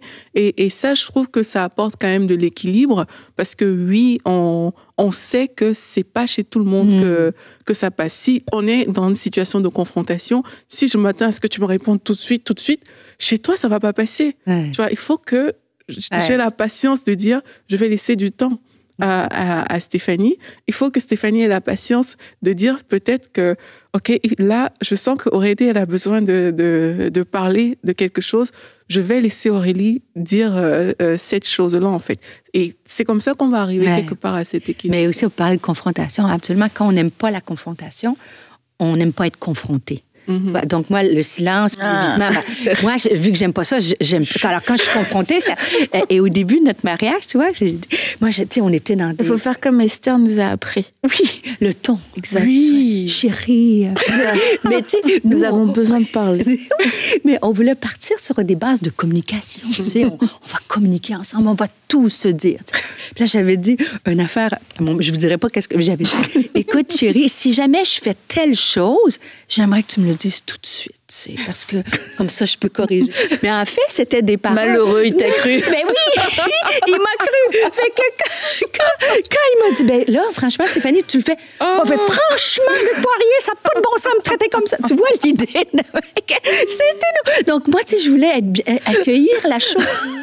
Mon cœur est ouvert, je peux l'accepter. Donc, tu sais, faut être honnête avec soi, de dire, OK, dans la communication, est-ce que je suis prête à accueillir ce que les autres vont nous dire? Depuis ce temps-là, il m'a jamais rien dit là-dessus. J'ai plus jamais rien. T'as dû beaucoup changer, Stéphanie. Il n'a plus osé. En fait, il ne le fait plus. Il n'a jamais osé le dire. Mais c'est ça que dans la relation, c'est une espèce d'échange, là, puis il faut être à niveau dans les deux côtés, tu sais, de prendre le temps d'être honnête avec soi et honnête avec les autres. Mais la communication, c'est la clé, bien sûr. Et puis, t'as dit en début d'émission, il y a comme des gradations. C'est ça, des niveaux. Et une des choses... peut-être 3 niveaux qui peuvent nous aider à nous situer par rapport à nos relations. Ça va être les comportements qui... On va parler des comportements, pas des personnes, mais des comportements qui abîment les relations, les comportements qui brisent les relations et les comportements qui tuent les relations. Et c'est comme, tu peux commencer en bas de l'échelle, mais si c'est parce qu'on est en croissance ou l'autre personne est en croissance, ok, on apprend tous, on a tous été maladroits dans des relations, on a tous blessé quelqu'un. Moi, je me souviens une fois, il y avait une situation, puis la personne m'a dit, ouais, tu m'as blessée. C'était le choc de ma vie, que moi, j'avais blessé la personne. Je pensais que j'étais la seule victime dans cette relation, tu vois. Et je me suis dit, mais oui, c'est vrai, j'ai blessé, mais tu sais, j'en avais pas conscience. Donc, le premier niveau, abîmé, deuxième niveau brisé et troisième niveau tué. Abîmé, on l'a tous fait, je pense, et puis ça peut venir de négligence, ça peut venir de l'ignorance, ça peut être juste quelquefois un mauvais jour, etc. Mais c'est pas quelque chose normalement qui va être cyclique à vie et voilà. Mais c'est quelque chose que quand même je peux retrouver dans toutes mes relations parce que ça peut être une maladresse ou quelque chose que je fais et que j'ai pas conscience. Tu vois que ça peut blesser les gens de répondre du tac au tac ou de pas répondre aux gens. On m'appelle, je réponds pas, je donne pas suite. Voilà. Et puis c'est quelque chose que plusieurs personnes vont me dire, ça abîme les relations parce que les gens se sentent pas valorisés, se sentent pas respectés, se sentent pas exister à mes yeux. Ok, on me l'a dit ou je l'ai dit à la personne. C'est ça aussi qui va faire toute la différence. Ça va être quoi la réaction? ah, mais toi, tu te prends pour qui avec tes attentes et blablabla. Ou, ah, bah, excuse-moi, je savais pas que c'était important pour toi. Ben, je veux dire, à partir du moment où la personne, elle s'excuse et puis que tu vois qu'elle veut se réengager dans la relation avec de bonnes intentions, ben, il faut donner aussi l'espace pour la grâce. Maintenant, si cette chose se répète infiniment et puis à chaque oh, mais je te demande pardon, oui, ça peut ça devient un mode de vie. Ouais. Mais quand ça devient vraiment le mode, c'est mode de une tendance, en fait, bah, c'est de se dire, bah, ma demande, on s'en fiche, quoi. Ouais. Et bah, là, il faut savoir reconnaître, ok, bah, là, clairement, j'ai pas été entendue. Pour la personne, c'est pas important. Bon, après, on évalue, selon c'était quoi le comportement. Mais c'est ça, le fait d'abîmer, bah ça on a tous à travailler là-dessus. Si je sais que j'ai un comportement qui abîme la relation, c'est bah Seigneur aide-moi parce que ça fait du mal aux gens. Et ça fait du mal aux gens. Et je peux changer en prenant plus à cœur l'intérêt des autres. Aurélie, qu'est-ce que tu as à rire comme ça? La deuxième étape, c'est de briser. Vas-y, dis. C'est que ne pas répondre. Ah, c'est un exemple. Ça veut dire que j'ai été toxique pour beaucoup de gens. Non, mais ça dépend des besoins de ta personne qui est en face de toi. On n'a pas tous les mêmes besoins. Peut-être que tes amis n'ont pas besoin de réponse, eux autres, tu sais pas. Et si la personne te dit... Si c'est important pour elle. C'est important pour moi que tu me répondes. Voilà. Et que c'est une personne avec qui tu veux... s'il vous plaît. Avec qui tu veux construire, c'est important que tu connaisses son besoin. Exactement. Et pour d'autres personnes, c'est pas important. Donc voilà. Le fait de briser la relation, c'est que tu as conscience qu'il y a quelque chose qui a besoin d'être changé, mais tu continues de le faire. Tu affaiblis la relation jusqu'à ce qu'elle soit brisée. Et là, on rentre dans une zone quand même un peu dangereuse parce que c'est quelqu'un, moi ou l'autre, qui ne veut pas faire d'effort, qui trouve non. Écoute, ça à prendre ou ça à laisser, mais je suis prêt à briser la relation, à ne pas changer, même si ça brise la relation.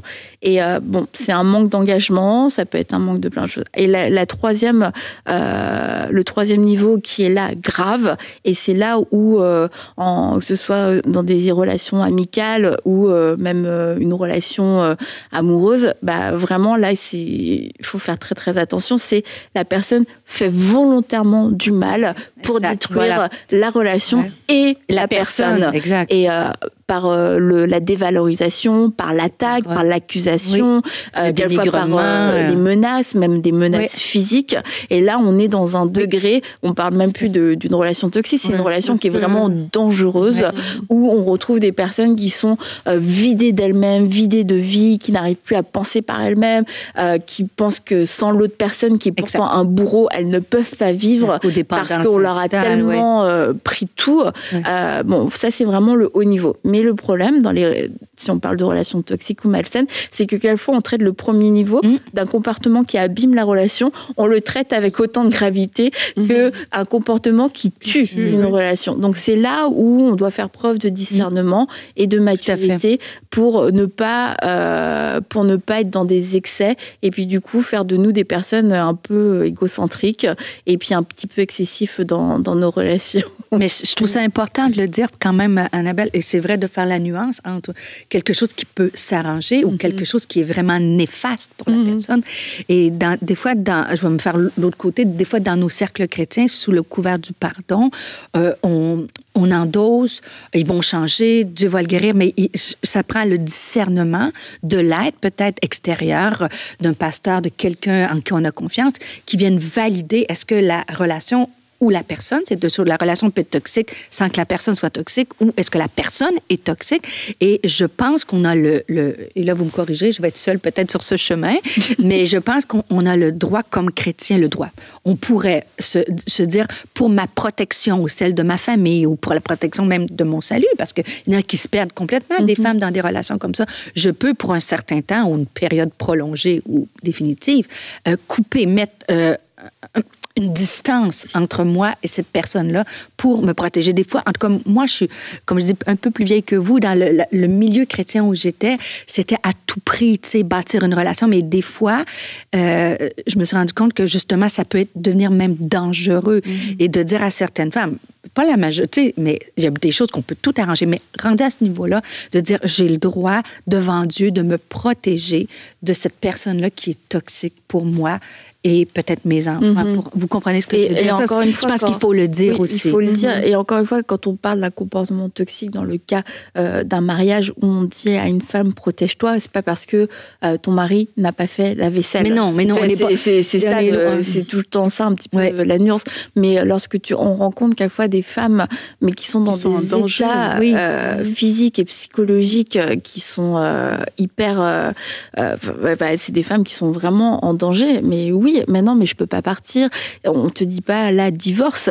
On te dit mets-toi à l'abri. Mets-toi à l'abri. Va peut-être si une amie t'accueille, prends un temps pour aller chez cette amie pour pouvoir déjà te reposer. Il y a des femmes, elles sont sur le qui-vive constamment. Leur mari rentre, elles savent pas. Quelquefois il y a de l'alcool, il y a de la consommation, il y a de la violence physique. C'est de prendre cette distance qui va être physique pour pouvoir voir plus clair et puis laisser un espace aussi à Dieu pour pouvoir parler. Et c'est pas on reste à tout prix sous le même toit, dans le même lit, alors que je suis dans une situation de danger.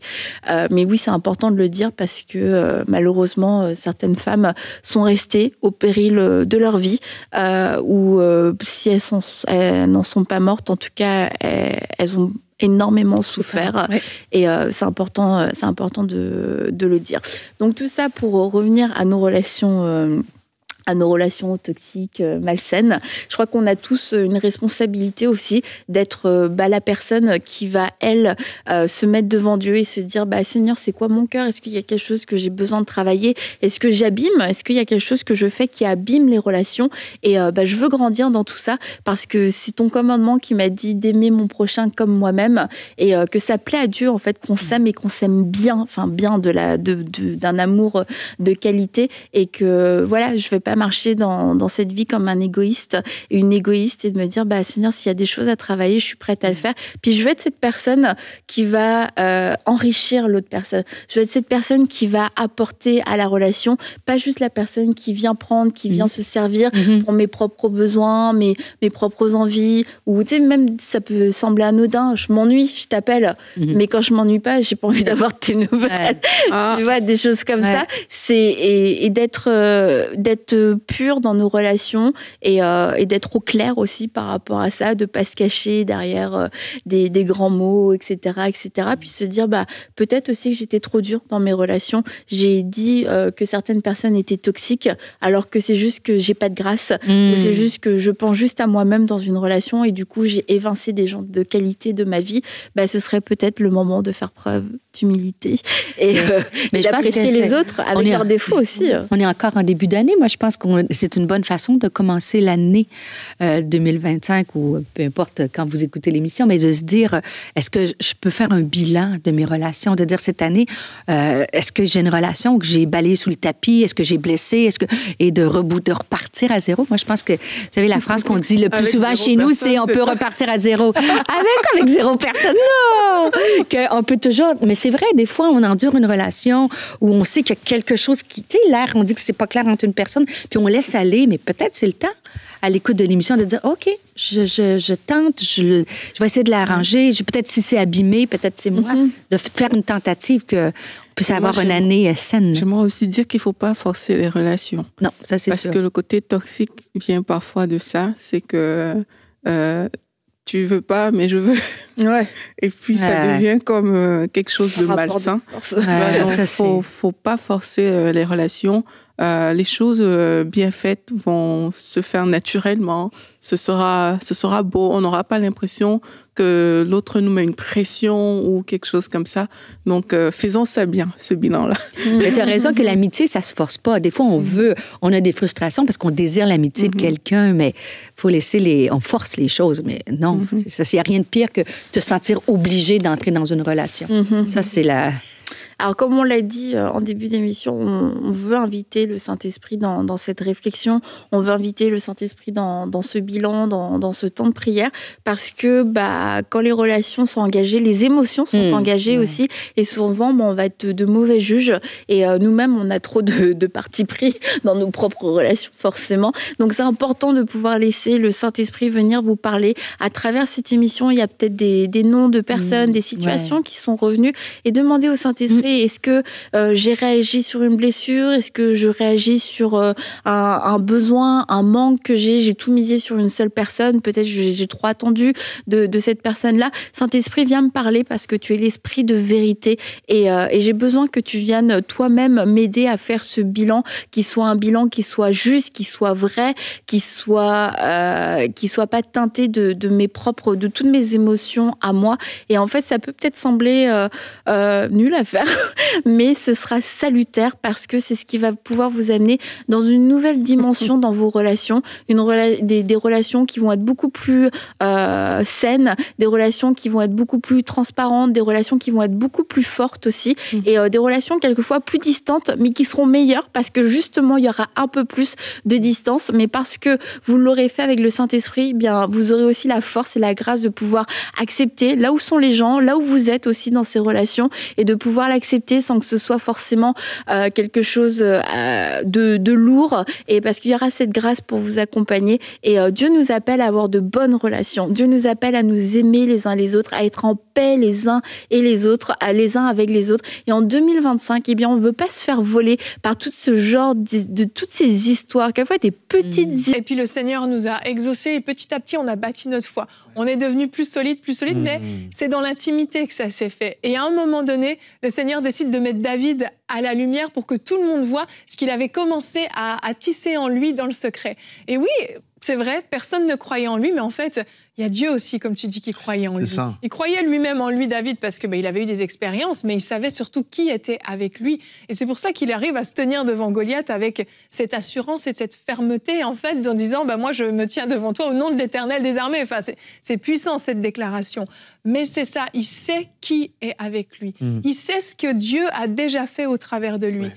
Et il y a des moments où, si on veut débloquer notre foi, on doit aussi aller se souvenir de ce qu'on a vécu dans le passé, les victoires qu'on a eues dans le passé, les fois où Dieu nous a exaucés, oui, peut-être pas aux yeux de tous, mais où Dieu est intervenu, où Dieu a fait des choses dans nos vies et il a débloqué des situations. Et petit à petit, comme ça, notre foi s'est bâtie, petit à petit. Et on se retrouve dans des défis toujours plus grands. Mais on regarde en arrière, on se dit, le Seigneur l'avait fait la dernière fois, il va le faire encore parce qu'il est encore avec moi. Et on fixe nos yeux sur lui. Et c'est comme ça, en fait, qu'on débloque, entre guillemets, des niveaux de foi, si on peut parler de niveaux. Je pense que la dernière fois que tu étais venu, on avait parlé de Mario Bros ensemble, si ma mémoire est bonne. C'est des niveaux de foi, en fait, qu'on débloque au fur et à mesure parce qu'on passe à d'autres étapes, en fait. Ouais, et dans cette histoire, j'aime trop quand tu lis l'histoire, il regarde et il dit « Qui est cet incirconcis ?» Et en fait, la circoncision, c'est ce signe de l'alliance que Dieu avait mis en place avec avec le peuple d'Israël qui avait instauré. Et quand tu regardes même Abraham et Sarah, Dieu avait fait une alliance avec Abraham, lui disant que voilà, de toi va, etc., venir une descendance qui va être nombreuse comme les étoiles et tout ça. Je crois personnellement que David était très conscient de l'alliance que Dieu avait fait avec son peuple. Et que dans cette alliance, Dieu avait dit qu'il n'allait pas avoir de peuple, voilà, qui allait tenir. Voilà, je vais être avec vous, je vais y aller, etc. Et aujourd'hui, nous, sous la nouvelle alliance, par le sang de Jésus, dans lequel on se trouve aujourd'hui, qui est basé sur de bien meilleures promesses, je fais exprès d'amener ça ici, là, pour vous tous qui suivez. David était conscient de l'alliance dans laquelle Dieu était avec le peuple d'Israël. Nous, on est dans une alliance encore meilleure aujourd'hui. On se dit, à combien plus forte raison on peut avoir confiance en Dieu, dans son intervention, dans l'accomplissement des promesses qu'il nous a faites, nous, ses enfants, dans cette alliance qui est extraordinairement meilleure que celle de l'Ancien Testament et des différentes alliances qu'il y a pu y avoir. L'alliance était une des clés fortes pour David, je le crois, parce qu'il se disait, oui, j'ai vu Dieu intervenir dans ma vie, j'ai vu comment Dieu a été, maintenant, le peuple a peur, il voit Goliath qui est là, mais non, on a un Dieu dans lequel on est en alliance avec lui. Ouais. Et il va être là à nos côtés. Et il va nous secourir. Et aujourd'hui, et même, je parle d'Abraham et de Sarah, c'est quand tu lis dans le livre aux Hébreux, Ça dit qu'Abraham croyait même que, voilà, Isaac allait ressusciter d'entre les morts, même s'il le fallait, parce que Dieu avait promis que de ce fils, il allait avoir une descendance. C'est-à-dire, même si je dois sacrifier mon fils, Dieu a dit que de lui va sortir une descendance, il va devoir le ressusciter d'entre les morts. Wow! Tu dis, c'est énorme. Il était conscient de cette alliance et de la promesse que Dieu avait faite. Et aujourd'hui, ben, pour nous, on peut être conscient de l'alliance dans laquelle on est et de se dire, tu as promis ça.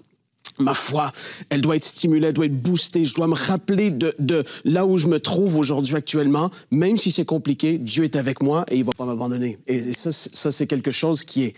On n'a pas tendance à réfléchir aux alliances comme ça. Mais quand on est dans une alliance avec Dieu, c'est quelque chose de très fort. Amen. Amen. Moi, vraiment, j'aime tellement ce que tu viens de partager parce que je pense vraiment que David avait conscience de ça. Il avait conscience de qui il était, de son appel. Et c'est ce qui fait qu'il était fort au moment où tout le monde se cachait derrière des rochers. Et il y a une chose que vraiment je crois, que j'enseigne en leadership, c'est que souvent nous pensons que l'épreuve ou la crise, c'est là où on apprend. Et je pense qu'on apprend après, on peut apprendre après, parce que voilà, on va au jour du malheur réfléchir, puis on va tirer des leçons de ce qu'on a vécu. Mais la crise, en fait, pendant la crise, on n'apprend rien. En fait, la crise braque un projecteur sur qui nous sommes. Par exemple, David n'a pas appris à combattre Goliath le jour de la crise. Non, tu l'as dit tout à l'heure, il combattait le lion et l'ours. Et en fait, le moment de la tempête n'a fait que révéler qui était David.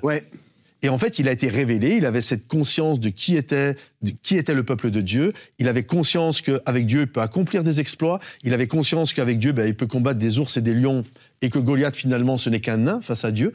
Et il avait conscience de ces choses-là. C'est un peu comme la tempête qui s'abat sur la maison qui a été bâtie sur le roc et qui a été bâtie, l'autre qui a été bâtie sur le sable. Il y en a une qui part. Là, la tempête, en fait, t'apprends rien. La tempête ne fait que révéler ceux qui ont les bonnes fondations. Exactement. Et la crise et les combats et les Goliaths qui sont devant nous ne nous apprennent rien, si ce n'est de révéler qui nous sommes au moment où on le vit. Ça ne veut pas dire qu'après, derrière, on ne va pas réfléchir. On va dire, OK, j'ai fait ça, c'était pas bon. La prochaine fois qu'il y a un Goliath qui se dresse devant moi, il va falloir que là, je développe des choses. Mais en tout cas, c'est ce qui nous permet de remporter des combats, de débloquer des choses dans nos vies et de combattre. Si Goliath, c'est pour reprendre l'analogie du jeu vidéo, le Goliath, il est à la fin, là, c'est un Golgoth qui est là. On le fracasse et on passe. Et en plus de ce que tu viens de dire, imagine la scène. Parce qu'en effet, la crise, la difficulté va révéler où est-ce que tu en es dans ta... Je veux faire attention, je veux pas notre maturité, mais dans le sens, en effet, ça va révéler quand la crise va venir, on est déstabilisé. Mais qu'est-ce qui va remonter en toi par la suite? C'est ça. Qu'est-ce qui va ressortir de... À un moment donné, t'es ébranlé, tu t'es pris une claque en pleine face, et là, wow, OK, je reprends mon... Non, attends un peu. Je sais qui je suis. Et tu penses à David et tout le peuple d'Israël, ils étaient tous apeurés. Personne n'osait y aller, les meilleurs soldats, personne. Il n'y avait que David qui était dans cette réflexion. Hey! On est le peuple de Dieu, choisi de Dieu. T'imagines un petit, le seul dans tout. C'est quand même, c'est déstabilisant dans le sens où tu te dis, waouh, il était tellement conscient de ce qu'il avait vécu et de qui il était vis-à-vis de Dieu, son peuple choisi. Et de qui était avec lui, du coup? Et là, tu vois, t'imagines les aînés, les gens qui étaient là, les pères de la nation, ils devaient voir le jeune David un peu fou, qui se dit, wow, c'est qui ce... Des fois, dans la foi, c'est comme ça. T'as le nouveau qui arrive au Seigneur et qui nous allons prier pour tous les malades, nous allons... Et tu vois, il y a un peu ce côté-là foufou qui est là. Mais David, en tout cas, à cause de sa compréhension de qui il était et que c'était bien assis en lui, ça le fait toute la différence. Et pour les gens aujourd'hui, je prie vraiment qu'il puisse y avoir ce switch parce que quand que la crise, elle est là et quand que tu te retrouves... Il y a un boxeur, un champion du monde qui a dit... Tout le monde a un beau plan, tout le monde a une stratégie jusqu'à temps que tu te prennes un coup de poing dans la figure. Là, ton plan, soudainement, Mike Tyson. Tout le monde a un plan jusqu'à temps que tu te prennes un coup de poing dans la face. Et là, c'est la réalité. Parfois, spirituellement, tout va bien, on a la vie jusqu'à la retraite de planifier. Là, soudainement, tu as une claque qui arrive. Wow! Et là, je prie que ça puisse créer un shift chez certaines personnes de se dire, waouh, je suis un enfant de Dieu. Et là, je me rends compte que j'étais tombé dans une vie chrétienne monotone où j'étais jamais de défi, j'allais à l'église, alléluia, merci Seigneur, on est reconnaissant pour salut. Mais là, rappelle-toi de qui tu es dans cette crise, rappelle-toi de ce que Dieu t'a dit, rappelle-toi des promesses de Dieu, réfléchis à qui tu es, l'Esprit de Dieu en toi, waouh, c'est extraordinaire. Et là, des fois, ça prend un coup comme ça pour nous faire, waouh, c'est vrai, je dois me rappeler de qui je suis, même si les autres s'en rappellent plus, moi je sais qui je suis et je fonce. Oui. C'est sa parole pour nous. Ouais. Amen. Et je pense que, on dit beaucoup que la foi est un muscle, quelque chose qui se développe dans le temps, mais je crois que le meilleur moyen de développer un muscle, c'est de le déchirer. Je ne suis pas experte, je ne vais jamais à la salle de sport, mais j'ai cru comprendre qu'il faut déchirer pour que ça se développe. Et je crois que les fameuses crises dont on parle et les Goliaths sur notre chemin, sont justement là pour déchirer le muscle, pour nous faire passer justement à un autre niveau. Et je me souviens, quand je suis venue au Seigneur, certains, vous connaissez mon témoignage, mais j'ai dû renoncer à une personne vraiment pour suivre le Seigneur. Et donc, je me retrouve célibataire avec 0 possibilité autour de moi. Vraiment, j'ai aucune option. Je suis dans une toute petite église et il n'y a personne de mon âge de célibataire. J'ai aucune option. Je ne connais pas d'autres chrétiens. J'ai plus d'amis, j'ai plus rien. Donc voilà, ça m'a l'air très, très compliqué. Et je commence à me poser beaucoup de questions. Je commence à m'inquiéter. Mais est-ce que je vais trouver quelqu'un ? J'aimerais quand même me marier à un moment donné. J'avais 19, 20 ans. On est en train de penser à tout ça et j'ai pas de solution. Et je me souviens de ce soir où je vis quelque chose de très, très fort avec le Saint-Esprit. Je rentrerai pas dans tous les détails parce que j'ai pas le temps. Mais en gros, je vis une expérience très forte où je me mets à intercéder pour mon futur mari, que je ne sais absolument pas qui c'est, qui s'avère être Michael, je précise au cas où, mais je ne le sais pas à ce moment-là. Et j'intercède pour lui très, très fortement et je sens un fardeau sur lui, pour lui. Et en fait, une fois que j'ai fini de prier, il se passe quelque chose de très spécial, c'est que par la foi, je sais que quelque part sur la terre, j'ai un mari.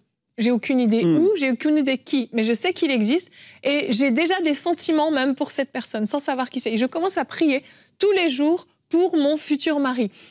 Et pourquoi je raconte ça ? C'est que, en fait, j'ai découvert un nouveau niveau de foi. J'étais nouvelle au Seigneur, je connaissais pas grand-chose, mais j'ai appris, en fait, à faire confiance au Seigneur, que même si mes yeux voient quelque chose, une situation qui a l'air impossible, pas de possible mari autour de moi, mes yeux voient quelque chose, Dieu, lui, voit autre chose. Ouais. Et en fait, pour faire sauter notre foi, des fois, on a besoin que Dieu télécharge aussi sa pensée en nous, télécharge cette vision des choses à venir comme si elles étaient, comme dit la Bible. On ne les voit pas encore, on ne les vit pas encore, mais il y a une foi qui est téléchargée en nous et on s'appuie sur ça et on devient un peu comme cette maison dans la tempête que oui, peu importe, je rencontre toujours personne, les mois passent, il n'y a personne autour de moi, je suis toujours célibataire, ça ne change rien, je suis ferme parce que j'ai eu cette foi qui a été plantée en moi. Et en fait, ça se développe au fur et à mesure. Et j'aurais pu juste croire, OK, Dieu a un mari pour moi, et puis laisser passer ça. Non, je vais entretenir cette foi-là. Je vais prier pour lui. Je vais nourrir même ces sentiments que je commence à avoir, des sentiments amoureux pour quelqu'un que je ne connais pas. Mais je commence à développer ça. Cette personne existe, mon mari existe quelque part. Et donc, cette foi devient ferme, devient solide, jusqu'au jour où la connexion avec Michael se fait. Et là, on réalise que cette période où j'ai intercédé pour lui était une crise dans sa vie et que Dieu m'avait utilisé pour intercéder dans sa vie. Mais je ne le sais pas encore quand je le vis. Mais je crois. Et on va regarder notre verset du jour. C'est dans Hébreux 11 au verset 6. « Or, sans la foi, il est impossible d'être agréable à Dieu, car il faut que celui qui s'approche de lui croit que Dieu existe et qu'il récompense ceux qui le cherchent. » Et je crois qu'il récompense ceux qui le cherchent. Des fois, on l'oublie, on retient juste le premier verset. Mais si on cherche Dieu réellement, on vit une situation, on a l'impression qu'on a ce blocage de foi, on doit avoir cette assurance qu'il nous récompensera, qu'il récompense celui qui le cherche. David avait cette assurance, et on peut même parler de Pierre, qui est un autre modèle aussi de foi, mais différent, dans des circonstances différentes, où il a su que sur la parole de Jésus, il allait pouvoir jeter son filet et puis vivre cette pêche miraculeuse. Complètement. En plus, Pierre, quand il reçoit cette parole, la Bible nous dit que il est en train de laver ses filets. Laver ses filets, ça veut dire j'abandonne, c'est terminé. En fait, il est en train d'abandonner, il a pêché toute la nuit, ça n'a pas fonctionné, donc c'est terminé, je rentre à la maison. Et là, il lave les filets. Ils ne se connaissent pas encore avec Jésus. Jésus est un peu plus loin, il est en train d'enseigner sur la plage, et cette scène, elle est assez parlante. Jésus est en train d'enseigner, et il voit au loin quelqu'un qui lave ses filets, qui est sur le bord d'abandonner. Et la Bible nous dit qu'il va aller jusqu'à là et il va monter, j'imagine la tête de Pierre, Jésus qui monte sur sa barque. C'est qui ce monsieur ? Et qu'est-ce qu'il fait là, ce monsieur, tu vois ? Et peut-être qu'il y a des gens qui sont en train de nous écouter aujourd'hui. On parle de foi, d'activer la foi, des crises qu'on peut passer, etc. Mais qui sont peut-être en train de laver leur filet. Ils sont en train de laver leur filet en ce moment. Ils se disent, c'est terminé. Ils ont abandonné. Je divorce, c'est fini. Je quitte la maison, j'abandonne Dieu. Je lave mes filets. C'est fini, j'y crois plus. Et ce passage est beau parce que, alors qu'il est en train de laver ses filets et d'abandonner, Jésus vient s'asseoir dans son bateau. Et c'est beau quand Jésus vient s'asseoir dans notre bateau. C'est là que les choses changent, c'est là que les choses bougent. Et il vient dans son bateau. Et je crois que Dieu est capable de faire des choses étonnantes dans nos vies quand on est sur le point d'abandonner. Ça me fait penser, je n'avais pas prévu parler de ça, mais je t'écoutais, et puis par rapport à ça, y a-t-il quelque chose, c'est Sarah qui dit ça, toujours dans un contexte de foi, c'est Dieu qui va dire ça, mais y a-t-il quelque chose d'étonnant de la part de Dieu? Sarah, il ne croit plus au bébé. C'est terminé. C'est comme, elle entend que l'année prochaine, elle va avoir un bébé, et elle éclate de rire. Elle rit. Elle avait même rangé le filet. Elle avait rangé le filet, c'est terminé. Et là, y a-t-il quelque chose d'étonnant de la part de Dieu? Et j'aimerais dire à tous ceux qui nous écoutent, y a-t-il quelque chose d'étonnant de la part de Dieu? Parce que je crois que Dieu est capable de faire des choses dans ta vie, combien même actuellement tu laves les filets sur les promesses de Dieu, sur ton couple, sur ton ministère, sur toutes sortes de choses. Il n'y a rien d'étonnant. Et on sait que l'année d'après, c'est ça qui est fort, elle a eu un enfant qu'elle a appelé Isaac. Et Isaac, ça veut dire « il a ri ». Ou elle a ri. C'est pas Hillary Clinton. Non. mais c'est ça. Et je me dis, c'est fou parce que ça veut dire qu'à chaque fois qu'eux-mêmes devaient douter, qui étaient bloqués dans leur foi, ils devaient regarder cet enfant. Et le nom de cet enfant était un témoignage que même quand tu n'y crois plus, même quand tu es bloqué dans ta foi, en fait, ris parce que Dieu est capable de faire des choses extraordinaires. Ça me rappelle de l'histoire de la campagne de don des 5000 sommeurs. On ne parle pas souvent des histoires de MCI dans les émissions et tout, mais quand il devait y avoir ce 5 millions d'euros pour le bâtiment. Ça me donne encore le tour. Et je me rappelle de Michael on parlait ensemble et Frank, là, ça t'étire quand même. Ah oui. Là, et qu'un matin, alors qu'il était seul, il y a eu une parole qui a été déposée dans son cœur par rapport à cette campagne-là. Et ça avait complètement changé les choses dans la perspective dans laquelle il a vu. Il a dit, j'ai une parole du Seigneur sur laquelle je m'appuie. Et là, on fonce. Parce qu'il y a une parole qui est déposée, le Seigneur parle. Et je ne sais pas pour vous, mais peut-être qu'on peut très rapidement prier pour ceux qui suivent, que le Seigneur peut se déposer une parole dans leur cœur. Peut-être, Patrice, si tu veux prier pour les gens à la maison qui ont besoin de cette parole parce que les filets sont rangés, ils ont ri, ils sont rendus au bout du bout, mais que le Seigneur puisse parler. Amen. Seigneur mon Dieu, je veux te prier pour ceux qui sont avec nous aujourd'hui, Seigneur, pour que leur foi puisse être activée. Oui, parfois on est là et on lave nos filets, on est prêt à les ranger et c'est terminé. La nuit a été cauchemardesque et pour nous tout est au bout. On est comme Jairus qui est rendu au bout du bout.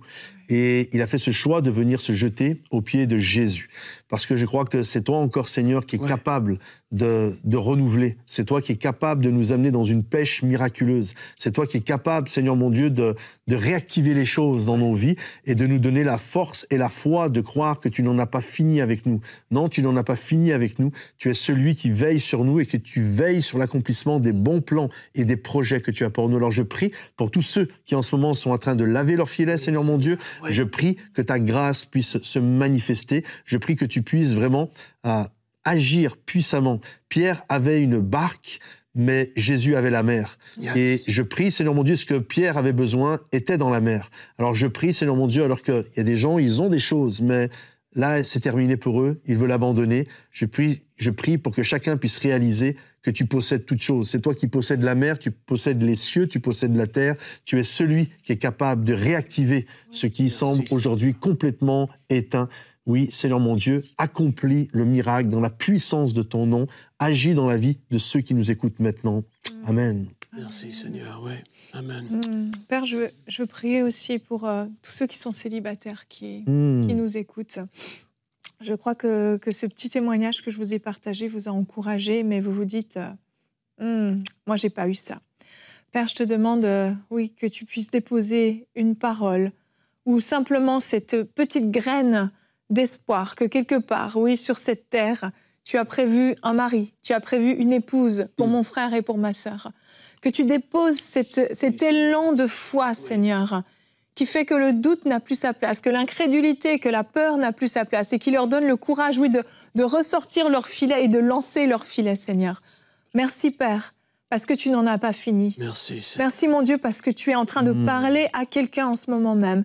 Tu libères une parole qui vient relever, qui vient redonner espoir dans les cœurs qui étaient découragés. Seigneur, tu relèves celui qui est découragé maintenant. Merci, Père. Seigneur, oui. Seigneur, merci. Et je prie, Père, que ton esprit puisse réveiller des paroles prophétiques qui ont été déposées dans le cœur de tellement de personnes. Tu le fais dans ma vie dans le passé, alors que des moments de découragement, d'incompréhension par rapport à l'appel, par rapport au travail dans lequel ils sont, par rapport à ci ou ça. Père, que les paroles qui ont été données sur leur vie, que ça puisse revenir à la vie, qu'ils se rappellent de ce que tu as dit les concernant eux, leur famille, la destinée que tu avais tracée pour eux. Père, que les paroles prophétiques qui édifient, qui fait du bien, qui relève, qui exhorte, qu'elle puisse vraiment reprendre vie, Seigneur. Au nom de Jésus, des paroles qui avaient été oubliées. Certains vont aller voir dans des cahiers, vous aviez noté des choses dans le passé. Le Seigneur est en train de vous le rappeler. Allez lire, méditer, et la parole prophétique va faire son œuvre. Oh Seigneur, on te remercie. Merci pour ton action. Merci, nous t'adorons et nous te remercions. Merci, Seigneur. Au nom de Jésus. Amen. Amen. Amen. Merci, Seigneur. En fait, dans cette semaine, les émissions qu'on a fait ensemble, on a parlé aussi des vases. Et je crois que c'est aussi une façon de débloquer la foi, c'est de poser une action un peu folle, qui n'a pas trop de sens, mais en faisant confiance à Dieu, un peu comme David qui se tient devant Goliath sans porter l'armure qu'on lui a proposée, parce que, en fait, elle n'est pas faite pour lui, c'était pas ce que Dieu voulait pour lui. Et je pense qu'après cette émission, certains d'entre vous, Dieu vous a parlé de manière spécifique et vous a demandé de poser une action, de faire quelque chose, et ça vous paraît un peu bizarre, un peu fou, pas très sensé. Vous êtes un peu en train de vous poser des questions. Est-ce que c'est vraiment Dieu qui m'a parlé? Mais comme on l'a dit dans l'émission par rapport à cette veuve, eh bien, des fois, il ne faut pas avoir peur du ridicule avec le Seigneur, il faut oser se lancer et oser croire que Dieu nous a parlé et que s'il nous a parlé, oui, il est le rémunérateur de celui qui le cherche. Alors cherchez-le de tout votre cœur et le Seigneur va opérer un changement, va débloquer quelque chose dans votre situation. Et bientôt, vous pourrez regarder en arrière et vous souvenir de cette histoire-là en vous disant « Ce jour-là, j'y croyais plus, ce jour-là, j'avais laissé tomber, mais Dieu n'avait pas fini. Alors je m'accroche encore à toi, Seigneur, parce que vous allez aller de niveau en niveau, de peut-être crise en crise, mais chacune de ces crises vous amènera à une autre percée, à une autre victoire qui va développer votre foi. Eh bien, excellent sujet, vraiment. Moi, j'ai été très édifiée. Je ne sais pas vous, mais moi, ça m'a béni. Tu as eu une bonne idée, Evelyne. C'est un bon thème. J'ai aimé ce thème. Je pense que tu pourrais me faire une petite tape sur l'épaule quand même. Bravo, Evelyne. C'est le plus haut niveau d'encouragement de Frank, c'est quand il fait une tape sur l'épaule. Bravo, Evelyne. Là, c'est vraiment les c'est le summum, là. Bon, sur ce, merci Patrice d'avoir été Patrice, avec nous. Vraiment. C'est un plaisir. C'était une très, très belle semaine. Merci. Et merci à vous de nous suivre jour après jour, semaine après semaine. Et bien sûr, on se retrouve lundi pour de nouvelles émissions. On vous souhaite un très bon week-end. Passez un